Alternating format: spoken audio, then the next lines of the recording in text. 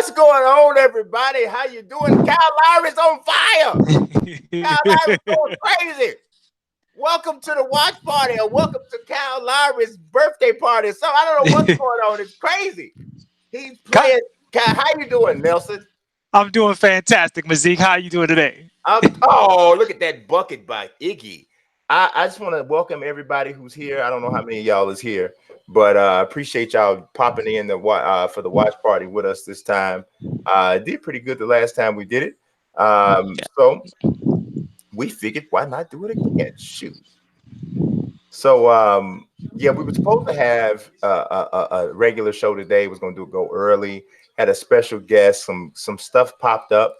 I think I'm gonna go ahead and tell y'all what it was or who it was supposed to be. So because I was kind of keeping it a secret. If we tell them now, they have no reason to stick around and find out what the big secret was. Oh, okay. Well, then that means that's Razor's. I mean, that's Razor just popped in the chat. What's going on, Razor? That's Nelson's way to tell me not to do it. So I won't do it. It's just an input. It's just a friendly input from your co-host. He said that's his nose. Don't just shut up. Don't say that. So yeah, y'all say what's up to the newest 2K member of the 2K dev team, Razor, in here making faces, and I don't mean that literally, kind of, sort of, I do, but they turned up the defense. Oh, that's a foul. That should have been a foul. Oh, good pass. Oh, double block. So Mazique, who you got this game? Now it's the Raptors are up, so it's it's early. Who you got this game? Man, it's hard with this series, right? So many people is banged up in and out. Watching, Well, I will say this. I've said this from the beginning about the Raptors. In fact, this was what caused me to pick Milwaukee over them. Was the Raptors sometimes check themselves, Yeah, when they checking themselves now, they firing, man. No, when they hit shots, they're a championship team. Yeah. And Golden State has been giving up good shots all series. Yeah, well, but the thing about this so far, man, is Lowry's hitting some high difficulty shots. He was awesome last game. Yeah, he was. I think he's had a good series. I really do. Yeah, was he averaging 16 and 12? I don't know. I have to look it up, but just without even looking at the stats, just watching him. Yeah, I think he's had a really good series. He's played very poised, good floor game. Just and knocked down some big shots. I just think he just played well. It's funny. People say they want to see more of a pure point guard, and then when they get one, they're all over the guy. Yeah. Yeah. And I think a lot of his gameplay, he's had some moments where he was rushed and got into trouble, but I really do think that for the most part, he's been a stabilizing force in the series and has just had some stellar plays. He almost won them that game last time. Yeah, and I don't think he deserves any. Well, I did break this down afterwards. The shot at the end of Game 5. I think the whole way that play worked out was his fault. Lowry's fault? Yeah, a lot of it was Lowry's fault. Because the last play, because what happened was Iguodala was guarding him, and Iguodala left him to come and trap. So when that happened, Lowry's responsibility was to get over to that corner as quickly as possible to maintain the spacing, but he didn't hustle to the corner. And so what ended up happening was Draymond Green was able to effectively kind of guard both guys. Now, some of that was on Gasol too, because that's what I was thinking. As OG pointed out, Gasol wrestled with Draymond too long. He should have disengaged or flailed because Draymond was holding him, holding his shirt. He should have disengaged or at least flailed to show that he was being held. So if he tried to disengage and couldn't, he should have flailed to, hey, I'm being held. That way he could have faded into the paint more. But if you look at the effort in which Lowry ran to get to the corner, he didn't run hard at all.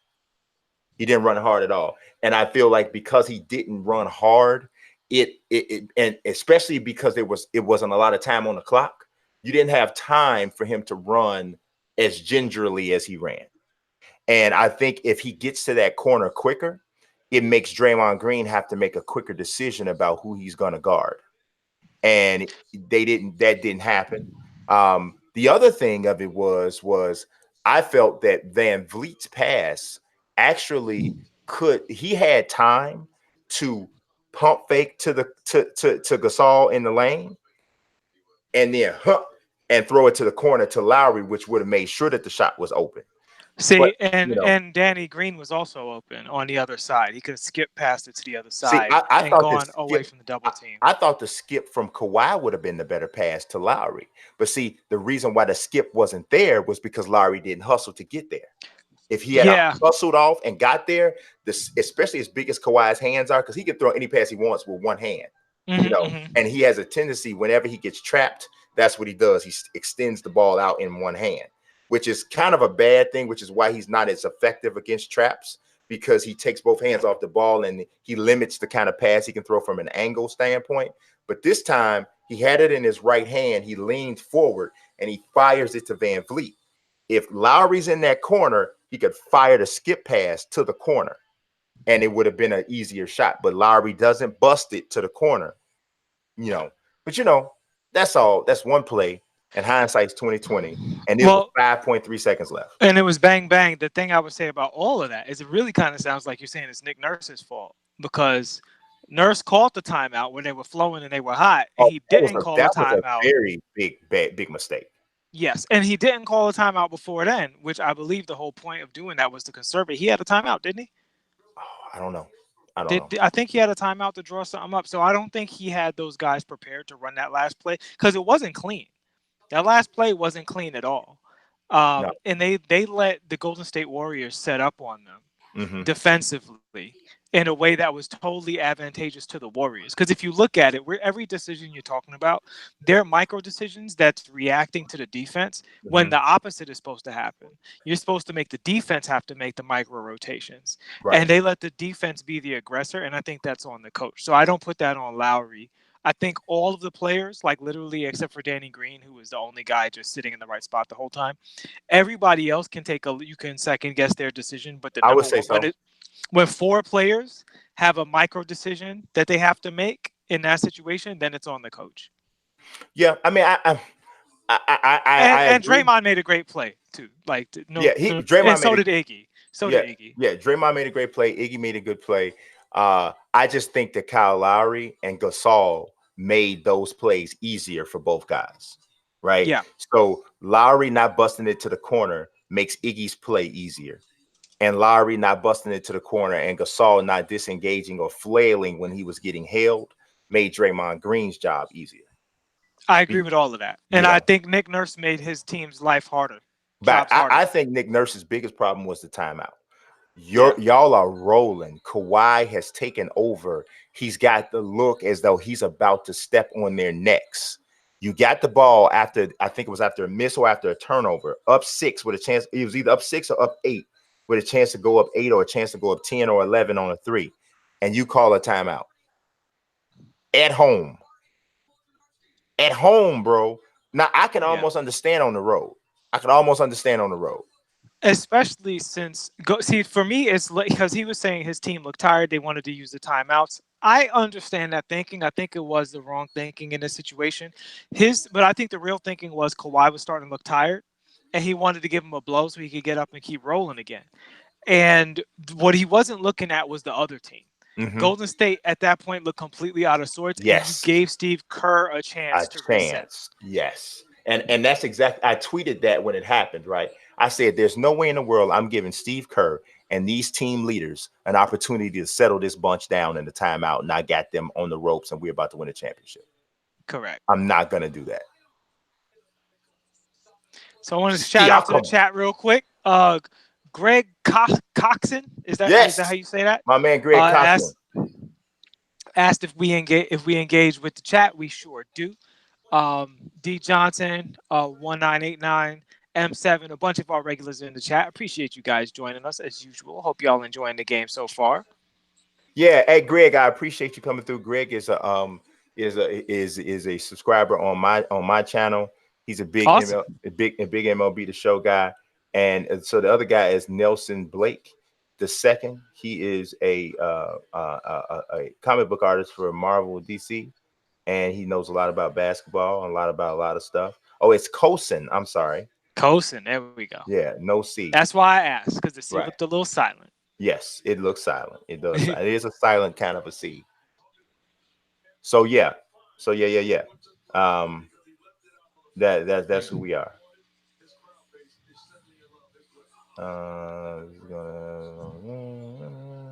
It's funny. So this game is almost like the reverse of Game Right, 5, right, where right. Golden State came out super hot, hit every shot, Yep, and you look up and the game was tied.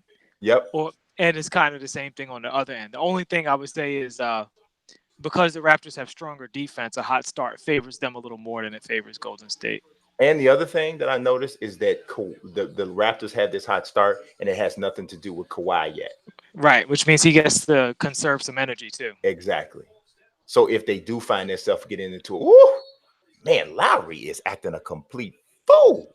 I mean, he one-on-one scoring last game for him was great. Yeah, Like him going every into the time it was a lane. switch, he hurt them bigs, man. Mm-hmm. You know, I just did a video, Books. I don't know if you saw this. Doesn't really have anything to do with Game 6, but I just got some intel that EA went after offered Zion Williamson for the cover of Live 20. He turned him down. Well, they supposedly threw out $1 million at him, and I don't think he turned them down. I think what happened was it was a get back to you thing. But what ended up happening was he got caught up in this agent thing that he's caught up in now because he still doesn't technically have an Oh, agent. so he can't do any deals So he until couldn't do any deals at the time. But Mhm. now everything that they were going to do is what seems to have been scrapped. And I got confirmation from a source that he absolutely is not the cover guy for Live. So Oh, for okay. me, that would have been a huge deal from a commercial standpoint. Now, obviously, it doesn't have anything to do with the game, like I was just saying, but it would have been a huge deal for the game from a commercial standpoint because there's a lot of people that care about that kind of stuff. Mm-hmm. You know, so you know, I was just saying that on the stream that I just did on my channel that would have been a big deal, man. That would have been It a big would have deal. been a big deal. I think particularly in New Orleans, because of the amount of copies that Live sells, Mm-hmm. that would have been a bump for them. Yes, Just you know what I mean? I do think yes. that would have been a bump that matters. Like 2K don't care about that kind of stuff. Yeah, I mean, I think they care to a degree, be just out of almost like WWE Yeah. with like, you know, if like Ring of Honor or somebody steps up, or even All Elite Wrestling at this point steps up and they do something big. Oh, you gotta dunk that. See, that's the difference when you don't have a super athletic center, because most super athletic centers, that's a dunk. And there it was a layup, hope it falls kind of a thing. But yeah, because you get a center in the NBA that gets to launch from there with a late contest, that's a dunk. So, So but so we didn't get to talk about the Durant injury, right? nah, we didn't, man. Oh my So God. And that would have been, okay. let your guys know, that would have been a prime concept for this show if we were doing a regular show. Because I got some heat for Well, it. I say this. So okay, so you got heat. What kind? So let's do a mini spontaneous bit. We can still chop this up into a bit. Ain't nothing wrong with that if we want to. It's the spontaneous KD injury bit. What does his injury mean? So what kind of heat did you take? So check this out. I do not believe the Warriors in any way, shape, or form. About Oh, me neither. I don't. This is trash. I believe they knew from the beginning that this was no freaking calf injury, and if they didn't, it's still incompetence. Well, On so here's the thing. Mhm. Can I? All right, no, I'm gonna let you finish. Go ahead. Okay, I think it's still incompetence from their on their standpoint, and I think it's also still short-sightedness and selfishness on their standpoint, which of course you expect for an organization to be selfish. But where I have a problem with is when your general manager gets on television fake crying, Oh my God. acting like you are so broken to pieces because this didn't work out, and you already knew this guy was probably leaving you anyway. And but you're acting like you care so much. And to be totally honest, I wouldn't be surprised if part of the decision making for playing him was if he does get hurt, it only increases our chances of re-signing him anyway. Yeah. So Okay. I wouldn't. So here's what I say. Is my last point about it. Go ahead.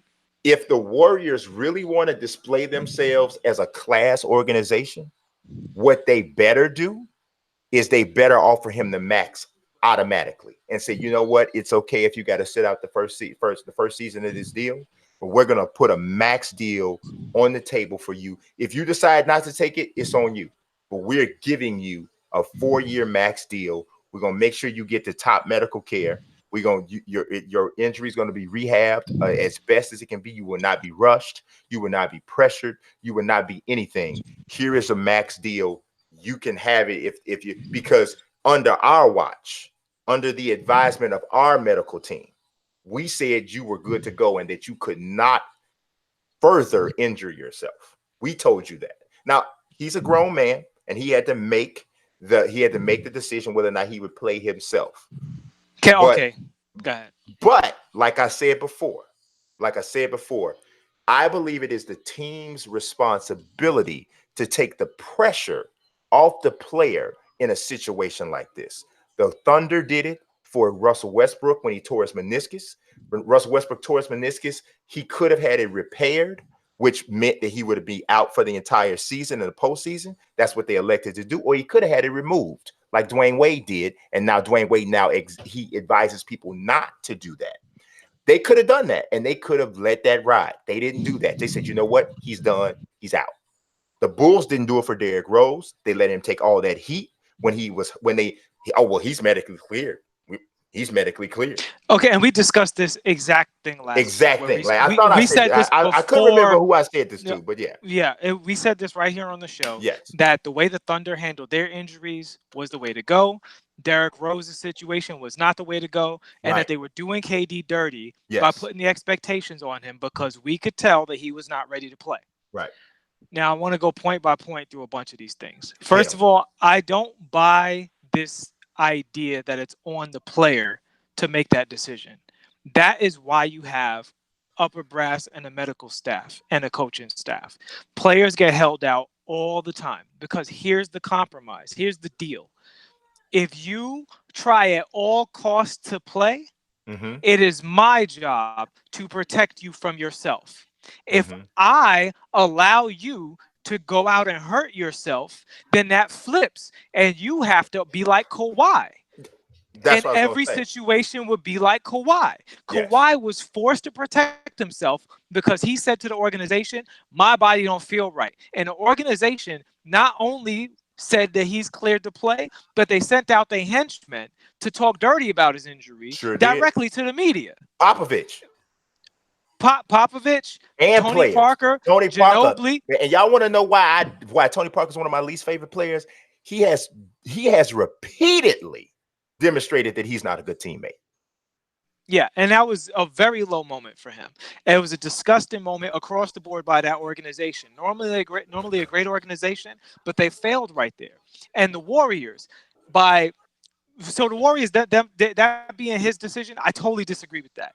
If they felt that he was their player, like a Clay, right? Clay's their guy. Clay wanted to go. They said, you ain't playing. If Clay had the power to be on the court, he would have been on the court. And they told Clay no, because Clay is theirs. And they know Clay's resigning. Yes. Kevin Durant is a temporary asset. And even if it's subliminal, which I'm not giving them that credit, I'm not accusing them. I'm going by facts. And a lot of these people are talking about emotions and personalities. We're going by facts. And the one thing I love about having this show to discuss this is we could say things before the fact. And before the fact, I'm not even sure if I said it before Max Kellerman said it. The same thing. This guy needs to get on the court and have a recovery period. You see how the leg responds. then you put him out there. Having him in flip flops and get 3-on-3 action and then go directly to play against Kawhi Leonard and Pascal Siakam is a grave mistake. And an even more grave mistake is if you are going to play him 11 minutes in the first quarter. That's bananas. Yeah. That's bananas. They They didn't they care. They don't care nothing about him, man. They don't care nothing about him or nobody else.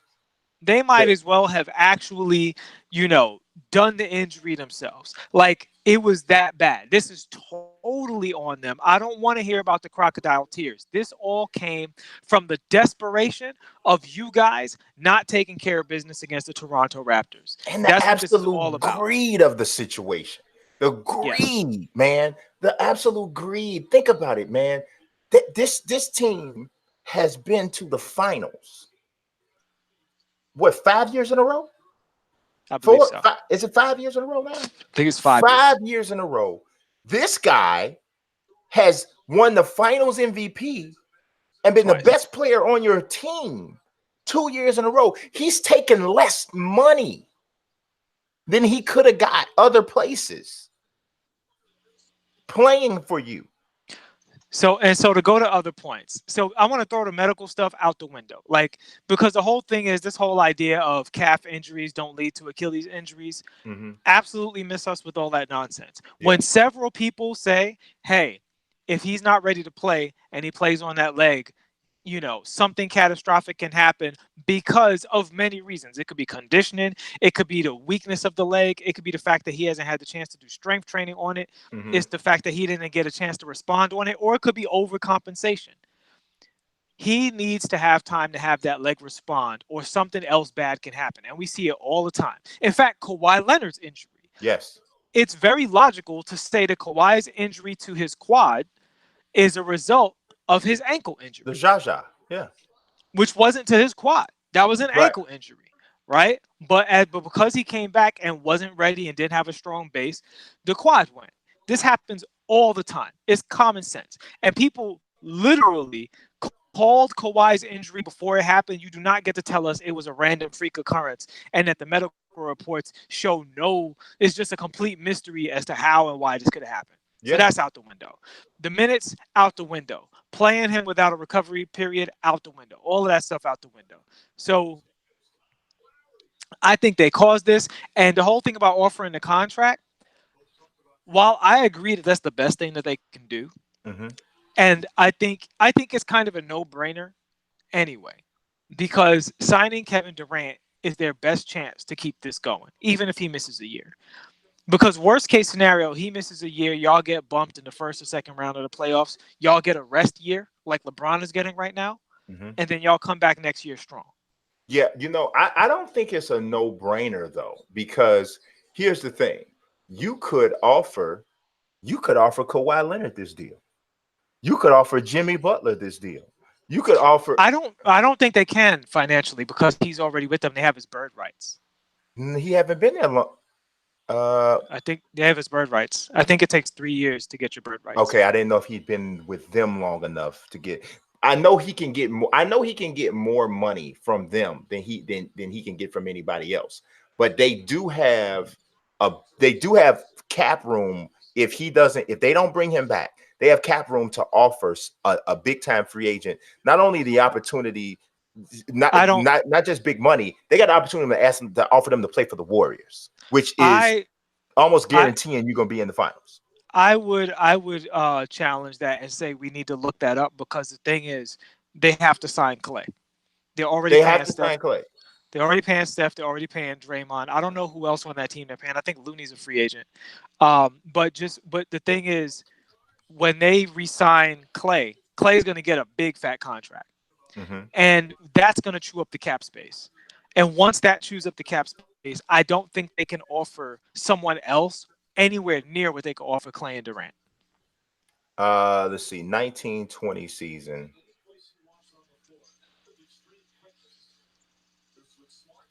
This is not what I want to see. Uh, Here we go.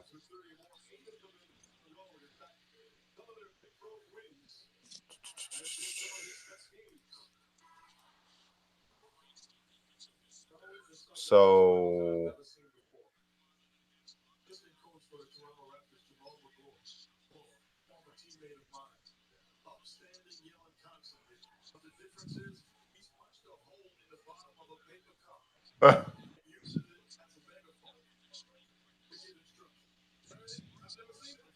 I've never seen that before either. Yeah, I don't. Yeah, they don't they it won't be as much. It's going to be closer to. It would only be it'd be closer to like 19 million. Right, and that's what these free agents they're Oh, you know what? I'm gonna tell you, man. This dude this dude is.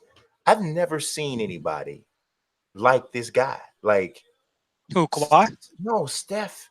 Oh, he Like, wild. I mean, it's just like, did you like? It's like you ever notice that no matter where he heaves the ball from, it's always in the area. It's crazy. He's It's crazy. it's crazy. He's the greatest shooter of all time, and Yes, by a margin. By a margin. yes. But I mean, it's insane. Like, it's like he can shoot the ball from the other end of the court, and it's going to hit the square on the backboard. It's going to hit the front of the rim. It's, you know what I'm saying? It, like, other people throwing it clean out the building.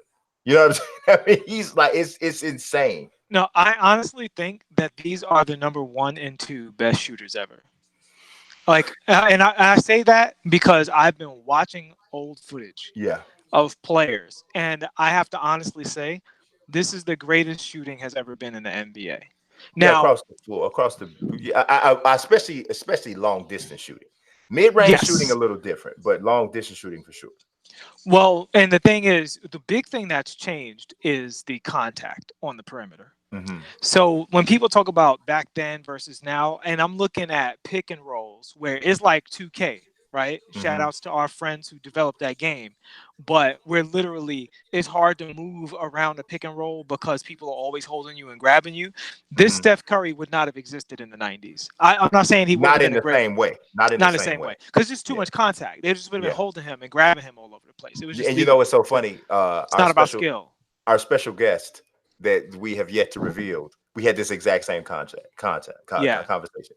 He said that he didn't know that if Steph could even be effective when he played.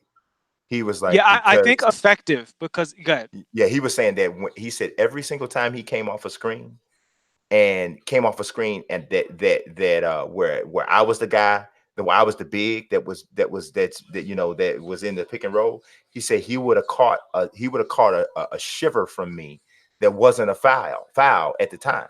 He said, but Right. now it is. He said, and I would love to see if he shoots the same percentage after taking that blow 3-4 times a game. Yeah. So, and the quick breakdown of it is this: back in the 90s, in particular the 90s, right? The game was so defense favored and Yes. defense centric Mm-hmm. that you had 3, 4, 5 people standing in the paint all the time. And that's why Michael Jordan's skill set of shooting the fadeaway mid range jumper, obviously, Mike could do everything, but that in particular was undefendable. Mm-hmm. Because if you foul a guy while he's shooting, it's a shooting foul. That was still a regular foul. All of the fouls that apply to shooting still apply today as they applied back then, and vice versa. The stuff when you didn't have the ball and when you were handling the ball, that stuff was totally different. Mm-hmm. So you look at guys like Mike and you look at guys like Kobe. That's why they're guys that can work in any era, because they hit that shot so consistently out the mid post, the pull up jumper right in your face, that when nobody else could score because it was just too much fouling and contact, those guys could still score. Yes. There were great shooters in the league who were great running off the ball. Like Reggie Miller, honestly, go back and look at it. Oh. Reggie Miller would be a nightmare today. Oh. I think Reggie is probably every bit as good as Clay as a shooter. Like watching him mechanically, watching his movement off the ball, how much contact he was taking before he got open. I'm like, if I just adjust for today's period and he's not getting that kind of contact, he's probably a monster. Yeah. Right? But Reggie couldn't affect the game all game because sometimes he was holding him. And if he wasn't he free, he couldn't score. couldn't dribble. He couldn't dribble. Like, he Right. couldn't create his own shot. So, but even back then, when you could dribble, it was mitigated. You know what I'm saying? Mm-hmm. It wasn't good enough to just have a solid ball handle. Like if you look at so many of those point guards back then, so many of them, like your Gary Paytons, just protected the ball in the half court. Yeah. They just turned their backs to the basket and protected the ball, and they played like that the entire possession. Yeah. And you know that's the Magic shot, the Magic style. I mean, a lot of them though. Like you look at guys like Kenny Anderson in college, Mark Jackson. coming down court all wild. He gets to the NBA, back to the basket, boom, boom, boom, Mm-hmm. just protecting that basketball. And That's the whole 2K. yeah, exactly. And that's where 2K is right now. Yeah. It's programmed more like 90s basketball and not like modern basketball. Yeah.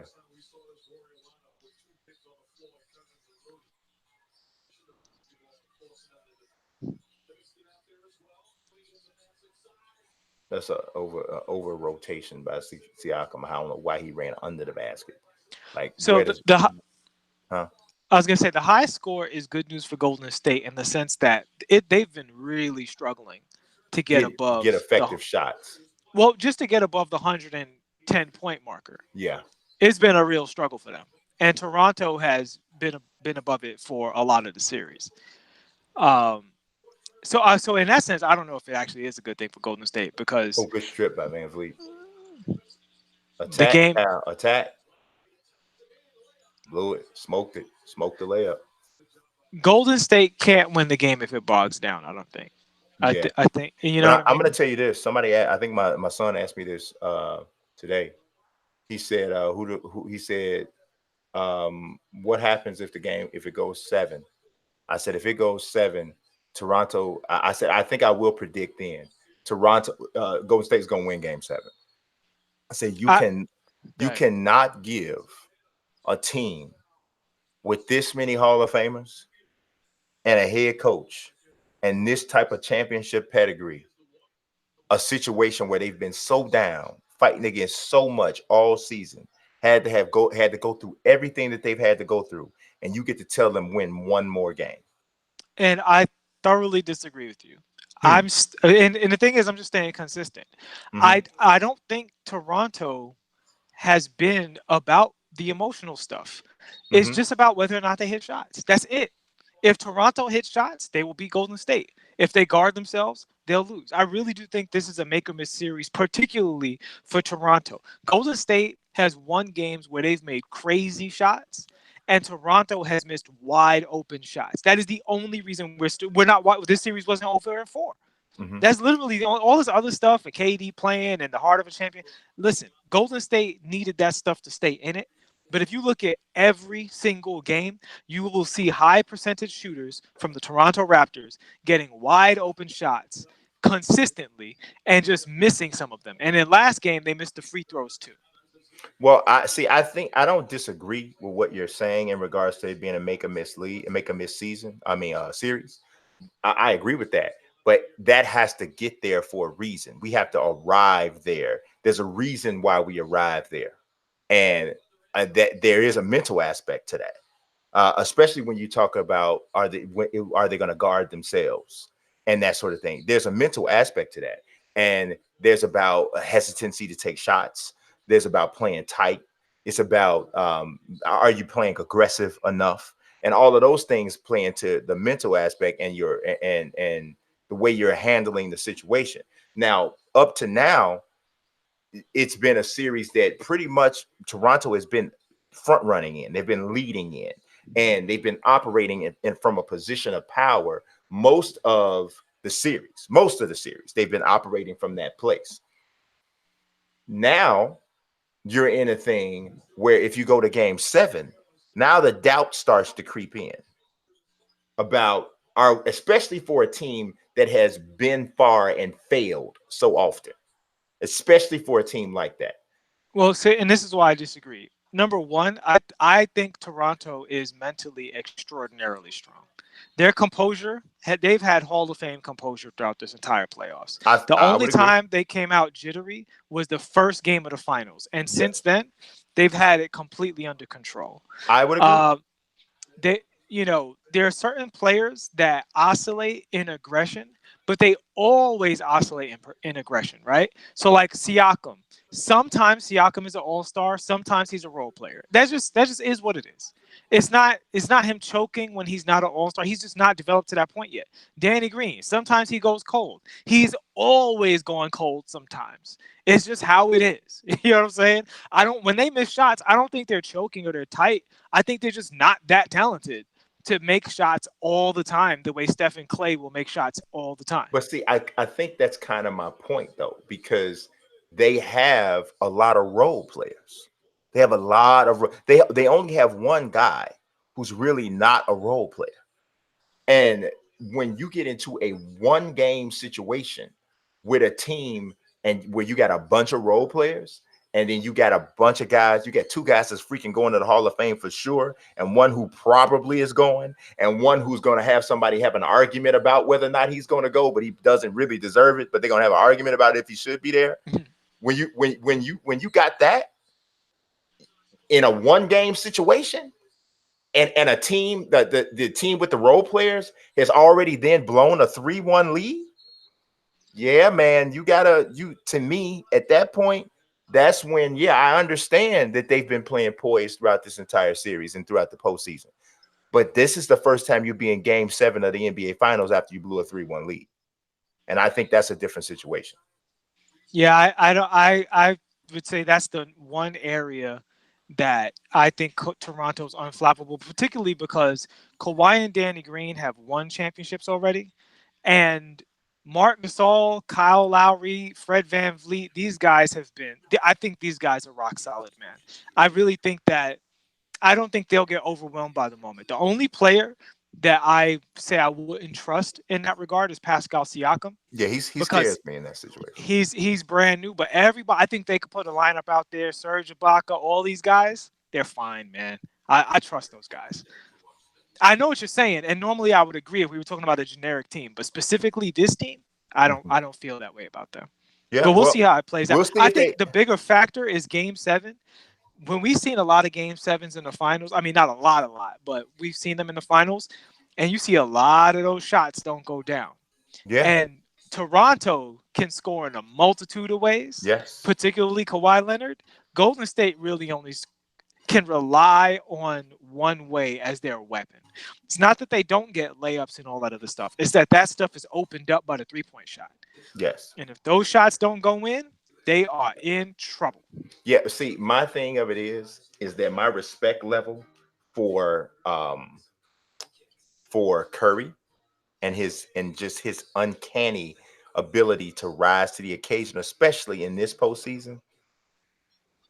I know that guy can get him and Clay can get so hot that they literally overcome their team playing poorly for a stretch, and they win games that they shouldn't because they get that unguardable for sections at a time. I agree. But And here's the thing with that in that. a one game situation is a scary deal. So Golden State has eked out both of their wins, right? Yes. Like really squeaked them out. Like literally both games came down to if this shot went in for the Raptors, y'all would have lost. And I can point to several wide open shots and say if that shot goes in, this series is over.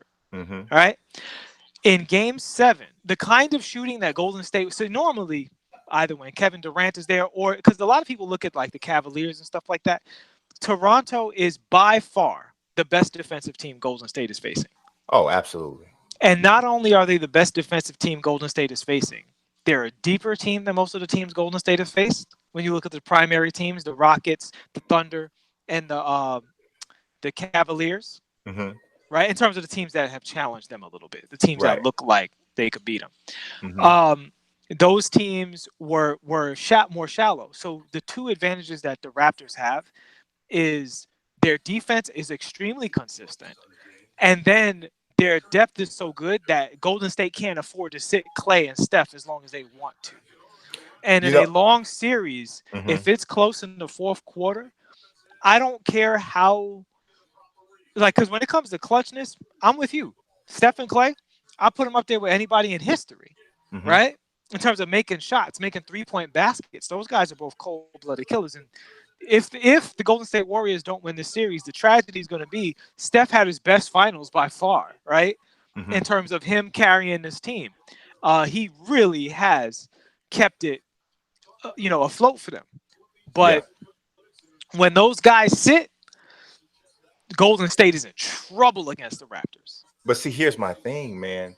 I think in a game 7 situation, you may not see them sitting. And that's the thing. They're still human beings, and they're still jump shooters. So when you talk Yeah. about that, and like even it's a lot of people. One thing I think they're on point about the talking heads is that Kevin Durant gave them enough to win. I Yes. actually agree with that Yes. because his what he scored 12 points, 11. 11 points. Yep. His 11 points in 12 minutes or whatever it was. Gave them a That boost, man. not only did it give him a boost, that's 3 3-pointers that Steph and Clay didn't have to shoot. Yes. And also it overall balancing the score. Like, okay, they won by a point, right? Yeah. They won by a point. So if you take those buckets from Durant and you give those shots or opportunities to Iguodala, maybe he makes 3 points out of those situations, out of the touches that Durant got. Mm-hmm. And now the whole game at the end is different, period. Because all of that still mattered. So, I just, yeah. No, 1989. No, Derek sent me a copy, an advance copy. Yeah. So I didn't have to order it. What did he sign it? Derrick Rose or did he write Pooh? He wrote poo. He wrote Okay. poo. We on poo status. My man Martell. See that? He told me that he don't appreciate you calling him Martell. He told me that. He told me to tell you. He told me to tell you that. He said, "Man, I don't know what's up with your boy. Stop calling me Martell." Martell's a great name. Martell actually sounds like the name of someone who spends a lot of time at the liquor store. It does. It does. I know a Martell, and I think he might do that. Right?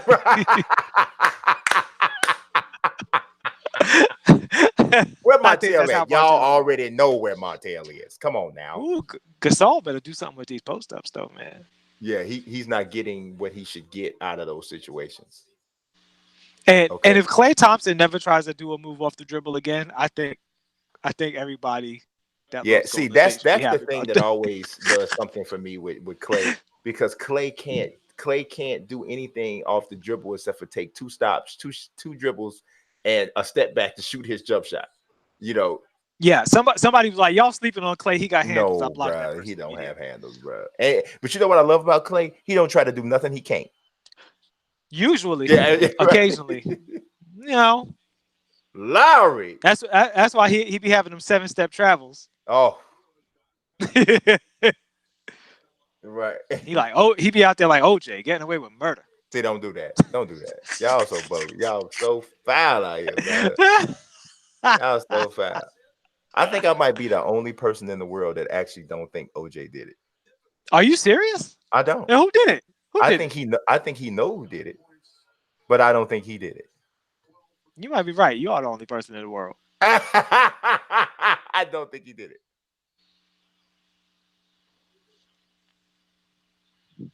You know why I think he did it besides the obvious evidence? Right.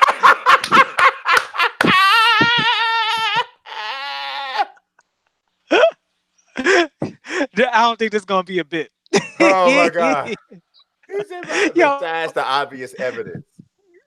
Because if you look at all footage of OJ before he kills somebody and all footage after he kills somebody, you're like, man, something you changed. See, I'm gonna tell you. It look like something happened in your life. Here's the reason why I don't think he did it.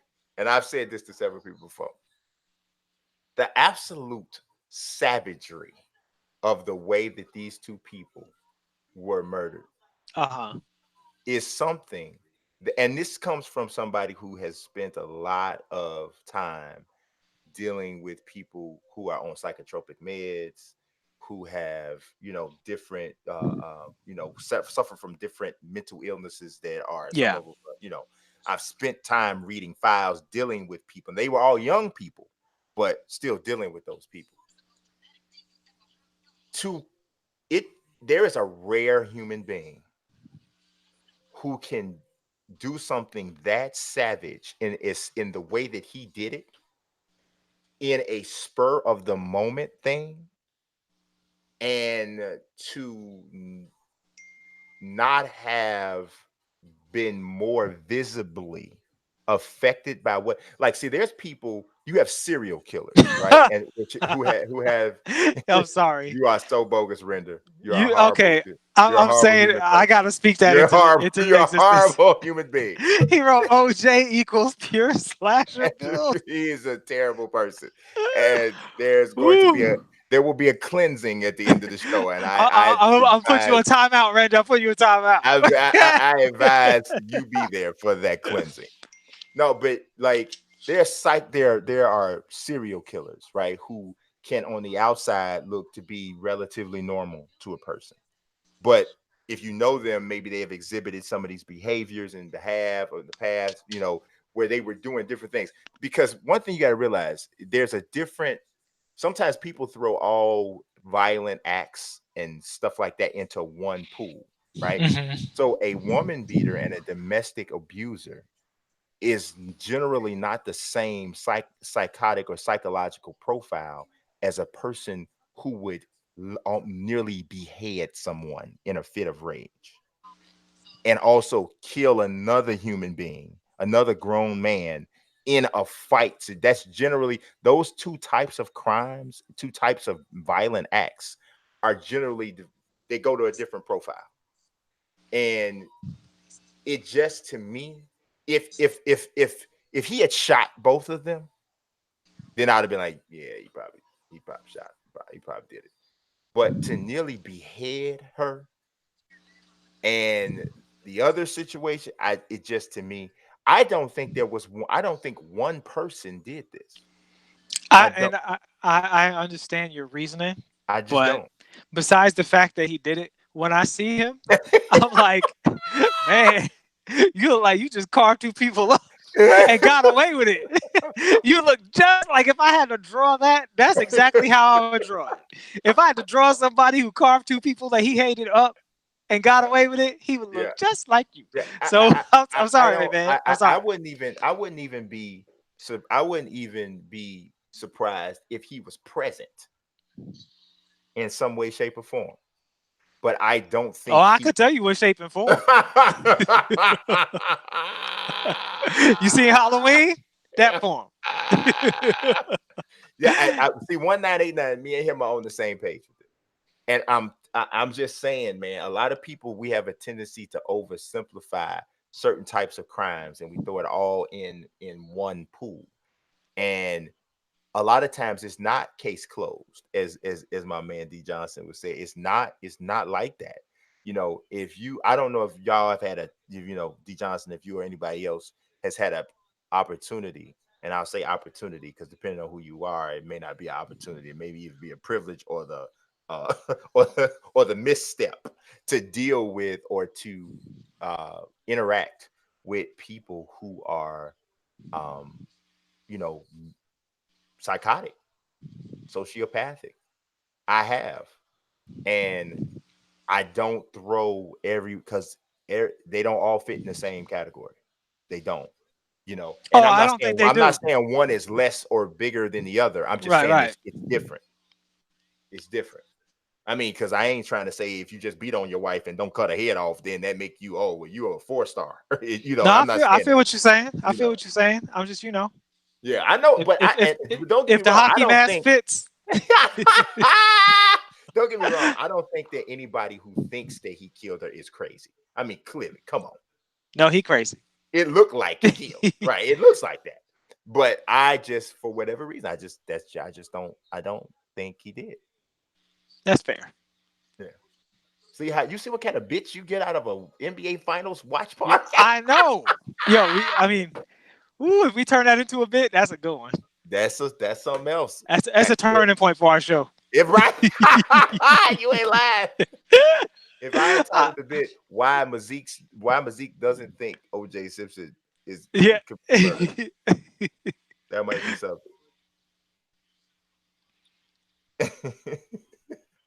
D Johnson, let me put you in court and accuse you of killing somebody and have you 5 seconds off of a life sentence. A vein gonna bust out your head too. It's gonna bust out Now your head I too. seen people accused of murder and come out and be innocent, and they look totally like, whew. They put that on me. I'm not that kind of person. Oh, that's not a foul. They put that on me. I'm not that kind of person. Blah blah blah blah blah. Uh-huh. And and then they go right back to being on TV and all that other stuff. Yeah, He didn't do that. he didn't do that. He went Now to his here's the private thing. little crazy island. So Here's the let thing. me ask the chat real quick. Do y'all object to this topic? Are we going too far away from basketball? Because they just going back and forth right now. Yeah, they are. They're going back and forth. I don't know if there's much commentary to be had. It's the Raptors versus the Warriors. My man said Ted Bundy looked innocent too. Yeah, he did. He did look more innocent than OJ. But Ted Bundy's also looked insane. If you watch the trial, he looked insane too. Yeah. Oh yeah. It's funny you should bring that up. 1989 said, and the 1989 said, "No, this is barbershop talk." Right? That's exactly what it Yeah, is. that's true. That's true. Because I say stuff like this at the barbershop all the time. They be like, first of all, they want to know why I'm there because I ain't got no hair. But second, after that, after we get past that, I start talking about OJ. Oh, Okay, so let's get we about to we closing in on halftime here. almost a big three. And now that could have been over the back foul by McKinney, but they didn't call it. So what do you think of the Anthony Davis situation? Where do you think he's going? Where do you think he should go? Honestly, man, until we know what's going on with Kevin Durant, I think everything is up Everybody's in on the air. hold. I think everything is up in the air. Good. What a create off the dribble opportunity right there by Siakam. Blew right past this guy to create that easy bucket.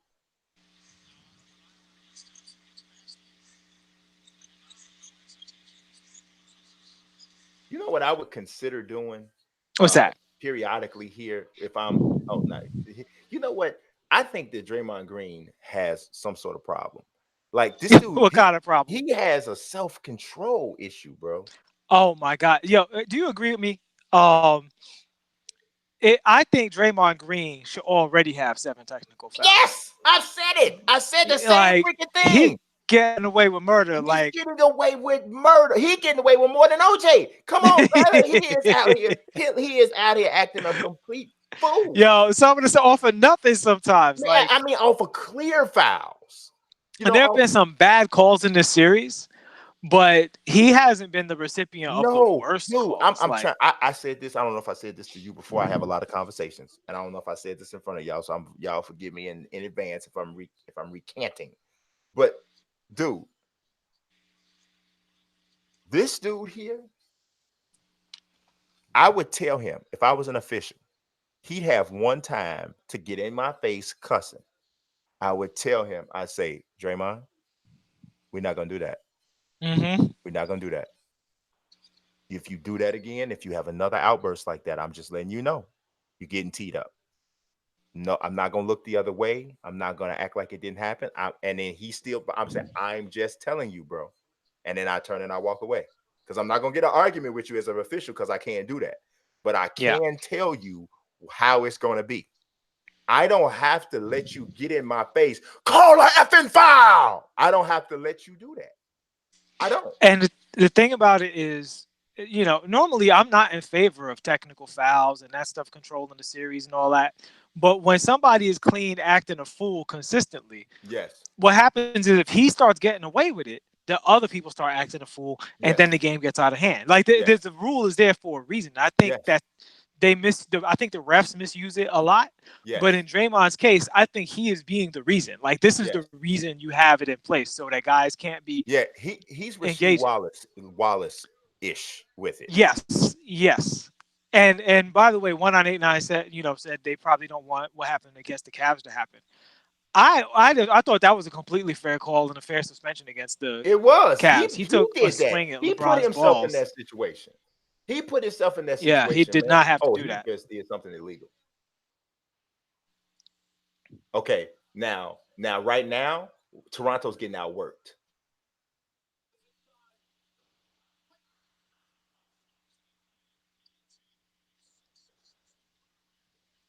The third And one. quarter That's a is what big when we're gonna see. basket. Huh? The third quarter is when we'll see what this game is really gonna be about. Because Yeah. both first halves have been kind of like this. Like one team Yeah. starts hot, then the other team goes on a run and it's real close. Yeah. Or somebody's down by like 8 or 9. And then the third quarter, whoever's been able to come out in the third quarter has generally controlled the game. Yeah. You know, I don't think that it is possible for Kawhi Leonard to blow a layup. Like Easy. That, I don't know how, if you're 6'7" with above average athleticism and the size of his hands, I don't understand how he could ever blow a layup. some of the shots that he hits in the lane where his big mitt is just controlling the ball is Yeah, it's crazy. crazy. Like you should see him toss it in like a Nerf hoop. Yeah, that's what I'm saying. It's like I don't know how he That's blows. that's the Michael comparison I agree with. Yeah, but his hand's bigger than Mike's, man. Oh yeah. They called a foul on that. Oh yeah, and that's about the most reaction you'll ever see from him.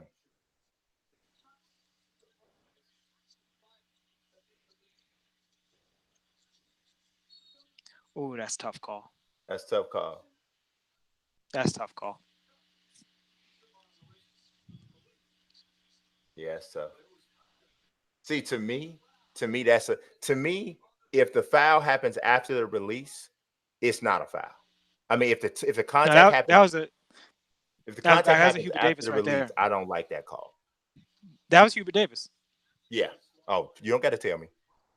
Trust me, you ain't got to tell me. You ain't got to tell me about that.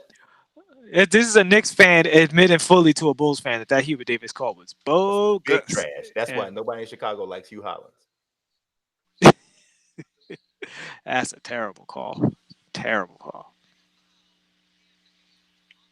Oh, Yeah, what a I do tough think shot. somebody on Twitter, or maybe it was our comment section, was talking about how they think they need to reel it back because the offense has too much of an advantage. Like the defense, any contact is a foul basically, and with the offense, you're literally allowed to grab the guy.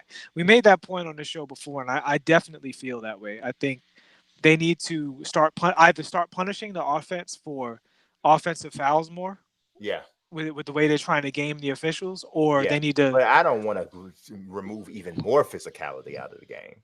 But I want to remove physicality from the offense. I don't. To me, we already playing freaking flag basketball. Yeah, but I the said offense has a flag clear basketball. advantage. FLAG. I said F Yeah, flag. FLAG. we heard you. I Okay. I think the I people don't want the nobody people saying know I what said you nothing about. else.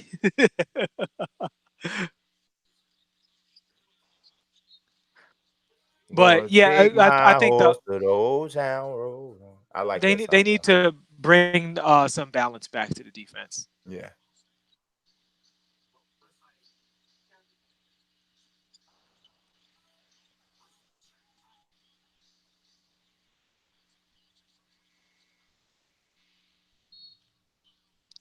All right, so first half is in the books. What do you think? I think that I think the Toronto did well to withstand the emotional punch that came back from Golden State and the energy that's in the building. I think they they did a good job to still go into the half with the lead. Um, Yeah. Obviously clearly the work isn't done, but now you get to a point where you hope that fatigue starts to kick in the second half for the Warriors who've been through a ton of stuff, guys with injuries without Durant. I'm going to tell you this though: if Durant plays in this series, Warriors would have won in six. Yeah, I believe so. I Yeah, believe so. Warriors would have won in six. Because my thing Yeah, is, if the Clippers could take you to six, then the Raptors could take you to 6 or 7, yeah, especially with a home court advantage. yeah, Um, and it's not. It's like I think Golden State definitely wins the series. It's just really the fact that when they play with KD, he shoots a lot of 2 pointers, which opens you up to the other team hitting yes, 3 pointers. So you get a lot of close games. And with the Raptors and Kawhi being able to stop Durant at times, obviously he's not going to shut him down the whole time, but on key possessions, he gets a turnover on Durant. It's hard for Durant to put the ball on the floor against him. which takes away part of his game. So that could have been a factor to give them 1 or 2 games, and then the Raptors being hot would just get them a third game. Yeah, So I think they would have beat him in 6. I don't think it would have gone. I don't think it would have because KD has the one thing that that Golden State is missing is, and it's more so in this series than in the previous ones, is they're missing a stopper. You know, they're missing a guy who you can go to, and it doesn't matter how the offense ran. It doesn't matter how smoothly it ran. We can literally go to him. Jason Battle, what's good, bro? Is we can just go to him in an isolation situation, and he can yeah, just get us a bucket to stop a run, to slow somebody down, to change tempo, and they're missing that. All of the offense that Golden State is running now has to be run off something that's engineered. Guys running off screens, guys running a bunch of off ball movement, and sometimes you need a score or a weapon that literally allows the other 4 guys to rest for a couple possessions because absolutely. Yeah. we went ISO and we let Durant kill you. Especially at a time when if you get a moment where you got Durant on the floor and Kawhi's not out there, you I don't know know, if that would ever happen, but I I feel don't what know you're if it would saying. happen. I mean, even if it's for 3, 4 possessions, you know what I mean? You just didn't get him back in yet. You know what I Yeah, mean? and in a So close series, that's enough to push it. that's a step And aside. I think in this series in particular, with Looney being hurt, Boogie being recovering from his injuries, having Kevin at the 5 and as a rim protector Yes. would help them a whole lot as Another well. ball handler, another guy that can create offense for himself and other people. Yeah, not Yeah. having to have Iggy out there all the time. Yeah. And he's Yeah, played well considering, you know. yeah. you know. But I actually think that DeMarcus Cousins has been a bigger plus than a minus this series, uh, because he's having trouble moving, but he's playing hard, and he's having problems finishing. Even though he's finished better in the last 2 games than he had before, maybe he's getting more of his legs. Because the one thing the Cousins shouldn't be is tired. He shouldn't be Well, tired. I disagree with that Well, because unless he's out of shape, of course. he hasn't been allowed to play himself back into shape. I mean, and right, like again, we're on the finals timeline, but his body is on the same timeline as always on.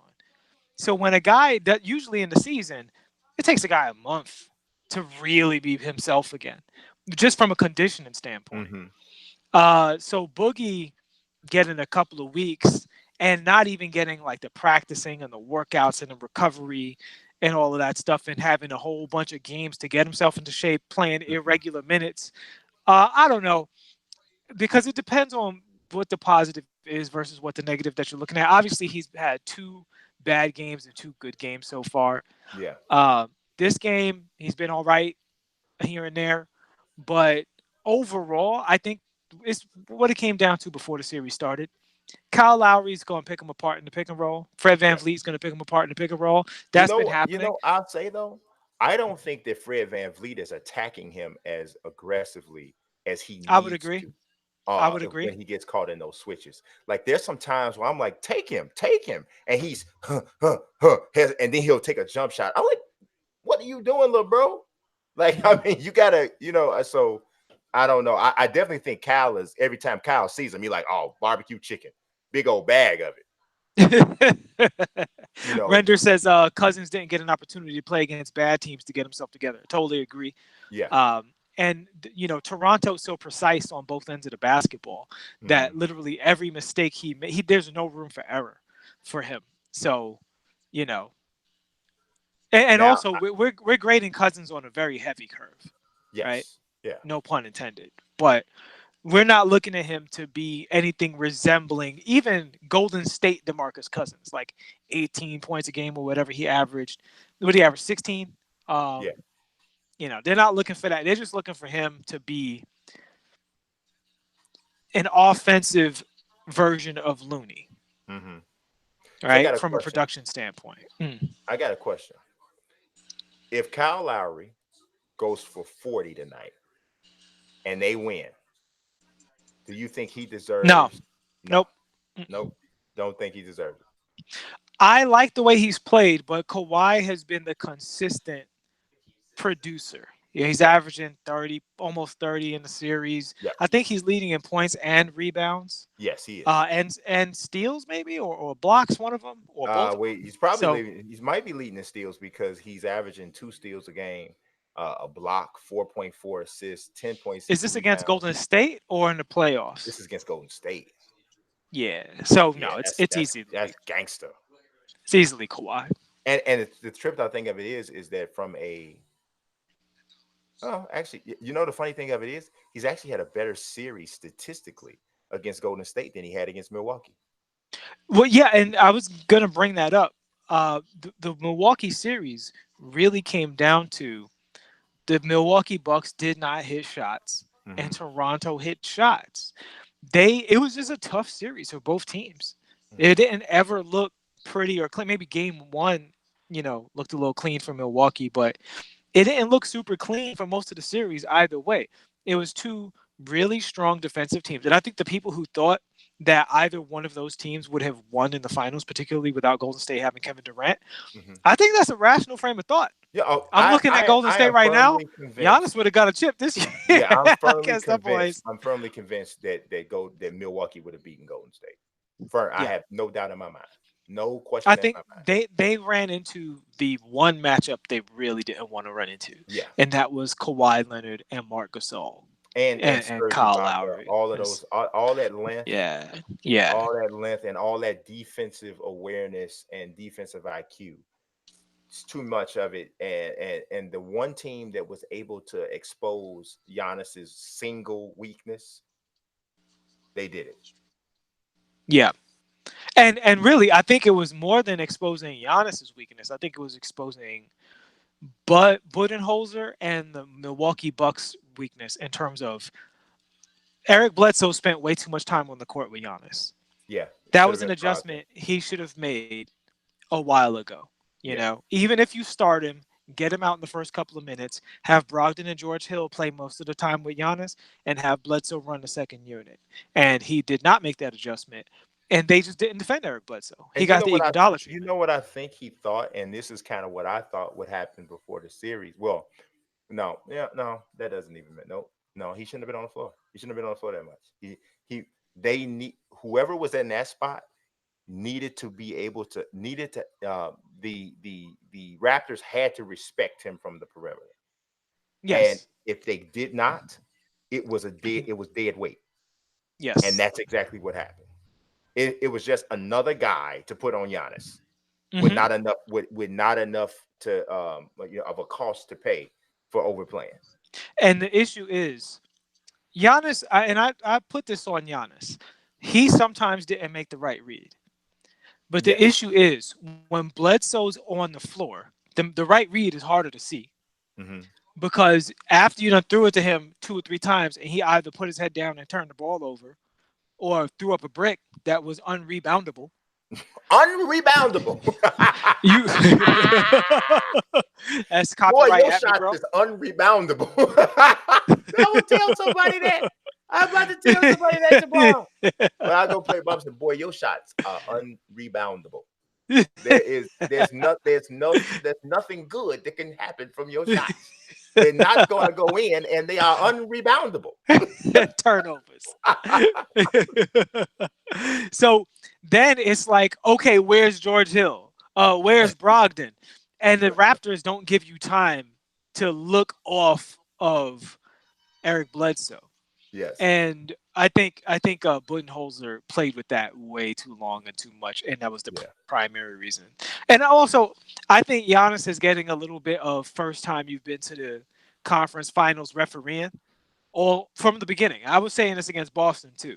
There's that famous shot of Al Horford giving him a forearm shiver right to the stomach, just completely mauling him. Yeah. And they're like, "Look at the defense." It's like this is 2019. That's not Look at the crime.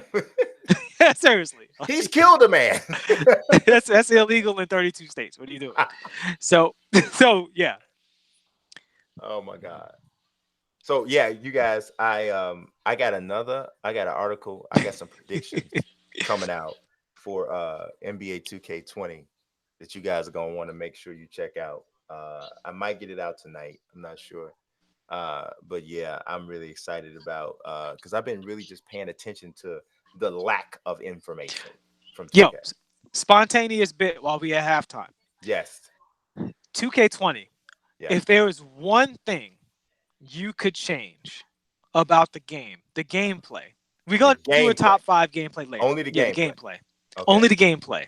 yeah. On the court gameplay that affects all modes. What would you change? Speed threshold. It's literally the same thing I would say. The big men are way too fast in this game. It is the Yeah, number one problem in the game number one from a problem in the balance game. standpoint. Number one. Gideon, Truth It's killing the Chaser. game. What's good, Gideon? What up, Gid? Oh, you came just in time. Right. He Uh, probably no. He would say ball tangibility. yeah, the big man speed is allowing too much tomfoolery Yes. on both ends of the floor. Yes. And watching big men guard guards one on one and just zoom across the entire court. You know what? Render need his own show. He need his own show. He talk about some they're unslow downable.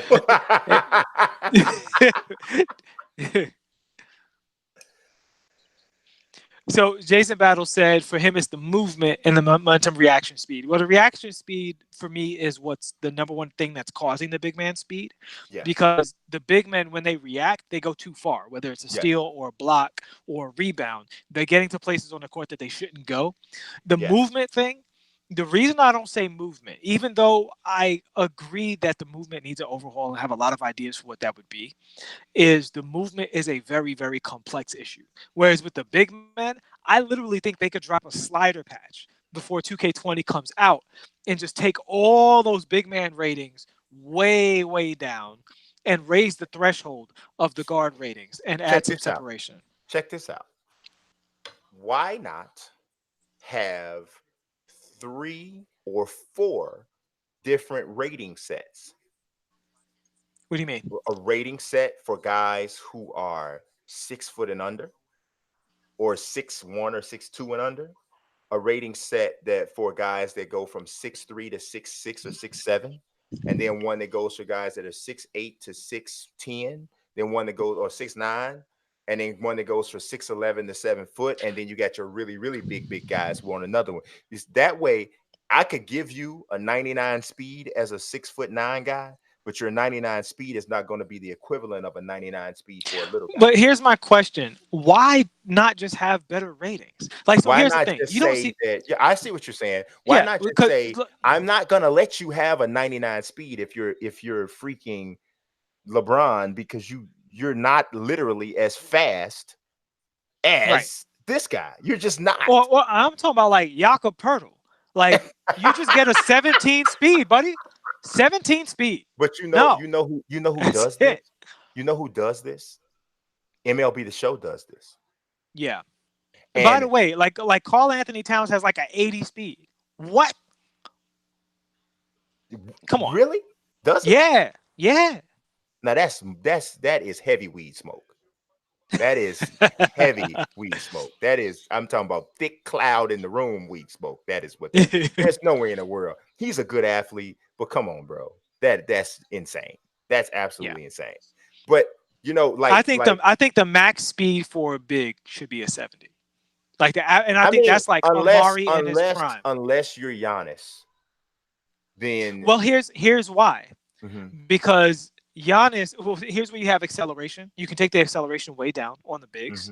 But the other thing is strides matter in 2K, right? Yes. So when you're a bigger character and you have longer arms, your arms are a collision box, right?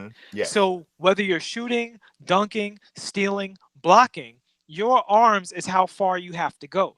So Giannis can put his collision box into the problem area offensively and defensively before, say, Westbrook can, right?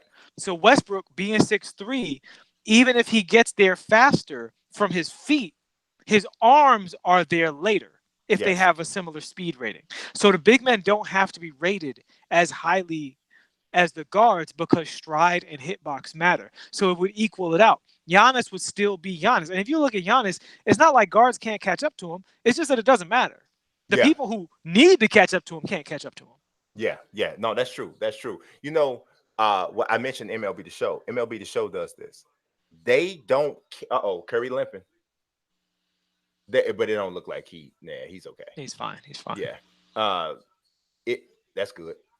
Oh, in and out. The thing when I say about MLB the Show, and we definitely gonna get back to the game in a second, but MLB the Show, they don't care nothing about if you slow, bro. You getting they don't they you finna take this low. You finna take this Hmm. low rate, dude. You want to know what? Yeah, you want to know what Albert Pujols' speed rating is? What's that? 0. Awesome. Awesome. That's Why what I'm. have the That's rating if you're not going to put him in? exactly his freaking speed rating is a 0. If you don't believe me, if you got MLB the Show, pull that joint up. He runs the slowest possible that you can run. So and you know what I'm going to tell you something. I don't exonerate any of these companies for having bad ratings. And you want to know why? Why that? Especially for current players. Bro, there is so much tech. Oh, yeah. Well, see, Mazique, here's the thing. It's not about the tech because the ratings, I don't think the ratings are honest. But I agree. But Like the here's my tech thing. helps you if you're being honest. Yes, yes, yes, But I yes, don't yes. think they're being honest, right? Right. If we look at my team as the gross pornography of But bad we already ratings, know that that's. I know, but what it shows is a willingness to lie about ratings. You're trying. It's right. That's true. That's Because true. it's one thing if you make a player, if you go to his best day, right? Yeah. If you go to, Greg Oden's best day, and you say, I'm gonna make that Greg Oden, Mm-hmm. he still wouldn't be as fast on that best day. Nobody Yes. gets faster when they're hot. Yeah. You either fast or That you not. that that I said the same thing. This is why I talked about how you um man, this guy is a special human being. This dude here is insane. But Who's this is this? why I You talked said about. you gotta stop using pronouns. I'm a little behind you. Oh, okay. That was Curry, that three that he just hit. I, the dude never ceases to amaze me. His the way he can call. Ooh, that was a good defensive play back. Oh, but a bad outlet pass. But he still ended up getting it. Oh, tough layup by Clay. Man, this is a great game. This was Great a game. lot of That back was and forth. that was a 2K3 that Curry hit. If you make Yeah, a playmaking sharpshooter, that three is your bread and butter. yeah. Oh, and then you stop playing with that soft foul call. Looked like he took it though on purpose, maybe. But yeah, man, for me. If they care about making the ratings fair, there's no excuse for them not to be right. Dude, do you know that there's tech out here that you can have the footage of a guy running full out sprint Oh yeah, and absolutely. gauge what how fast they're running? Why do we not have speed ratings right? Well, again, I don't think the speed ratings are honest. I think the speed I know ratings. that's what I'm saying. Okay, If you and wanted to be honest, I'm gonna go conspiracy theory, and I'm doing this irresponsibly. This is not inside knowledge, and I'm ready to be proving wrong down the line. hmm But it seems like in 2Ks of yesteryear, hmm guards were a serious problem, and hmm dribble guides and all that other stuff. yeah. And I think they're trying to keep that in check by not Hmm. having the guards be fast. You know what? I honestly don't even think it's that responsible. I don't. I think that actually, I don't even think it's that responsible. I think it is a slip up, and Let me it's make my case. hmm If you look at NBA Live, right? Because we hmm respect all sports games here. right. Um, One of the problems NBA Live has had for a long time is you turn on the game, you'd go to the gym, and you'd be like, "This dribbling is really cool," and then you Yes. play the game, and you'd be like, "Oh, this is really interesting," and then hmm 2 months later, or a couple of weeks later, people are just pressing turbo and going directly to the basket. hmm This is a real danger in a basketball game. hmm To be able to take the guard and just run right to the basket, like because Yes. this isn't the basketball game's all just ones and zeros, right? It's not a real place. It's Right. not a real thing. So if you give one guy 99 speed and another guy 30 speed, and you being honest, the Oh, 99. another tech he could have got. Mhm, mhm. You can honestly just you be in that situation where how do you just stop guys from running straight to the basket? Yeah. And I've gotten responses directly from the 2K devs in that vein.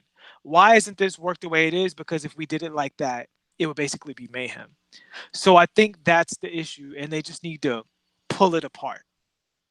Yeah, but okay, and I can G for what you're saying, and I can even understand why they would say that, right? Because like you said, Mhm. you got a dude that can really handle that's really good on the sticks with dribble moves, and if you get a switch and you have handicapped the big so much to the point where he literally cannot stick with the guard at all, yeah, it's gonna be a mess. Guards are gonna just guys gonna average 70 points a game as a guard. Um, I think what you have to do with that though is that's where you have to do real taxes on stamina, and Yeah. you have Oh to, yeah, yeah. yeah, Because then that's the way you curb that, because the right. fact of the matter is if you got a dude that's not tired, that's 6'1", 6'2", and he's a good athlete, and he gets caught on a switch with a dude that's 6'9", and freaking DeMarcus Cousins right now. If he's not tired, yes, he's gonna run past him every single time, and you better have somebody to rotate over. But once he gets a little bit more, once if he's a little tired, now he's not quite as fast, or he can't finish quite as well. And then, But what happens in the NBA, right? So check it out. When you're a big and you're guarding a little guy, there's mhm, two things you can do. You can mhm, guess on his drive, mhm, or you can drop back, hope he takes the jumper and misses. right, And in the real life NBA, if it's not a pick and roll situation, if it's isolation, a lot of times the little guy, especially if he's not a great finisher, mhm, he will just back the big guy off and take the jumper.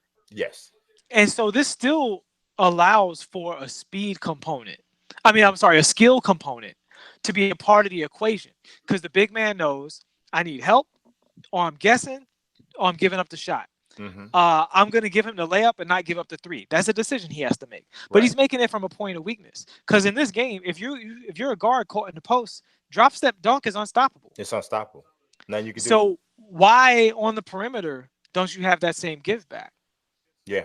I mean, obviously, a mismatch close to the basket is supposed to be more money than a mismatch on the perimeter. It's just supposed to be because a dunk, a layup is an easier shot to take than a jump shot or driving from all the way out, all the way in to get a layup. It's just it's a higher percentage shot. So a mismatch close to the basket should have a higher success rate, but it shouldn't be to the point where you got a big who can literally play him straight up without a problem on a consistent basis. And that's where we are now. Yeah. So on a previous play, because I'm a little behind, I see they're doubling Kawhi and just daring Van Vliet to shoot. And they just called a relative. Yeah, that was a bad call. I think he got a little hand. Yeah, I don't know. I think that's a no call. I think that's a no call. I think that's a So no call. Raptors are guarding themselves as we speak.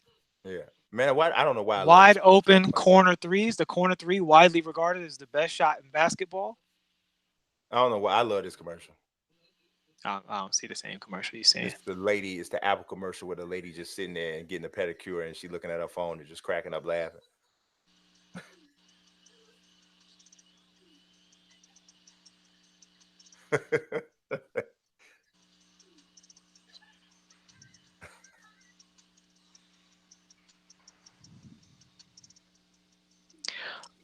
Big Bro Roro said Lowry needs to leave that corner three alone. The miss gave him flashbacks from Game 5. He was blocked in Game 5. He didn't miss Yeah, it. it was blocked. It was partially blocked.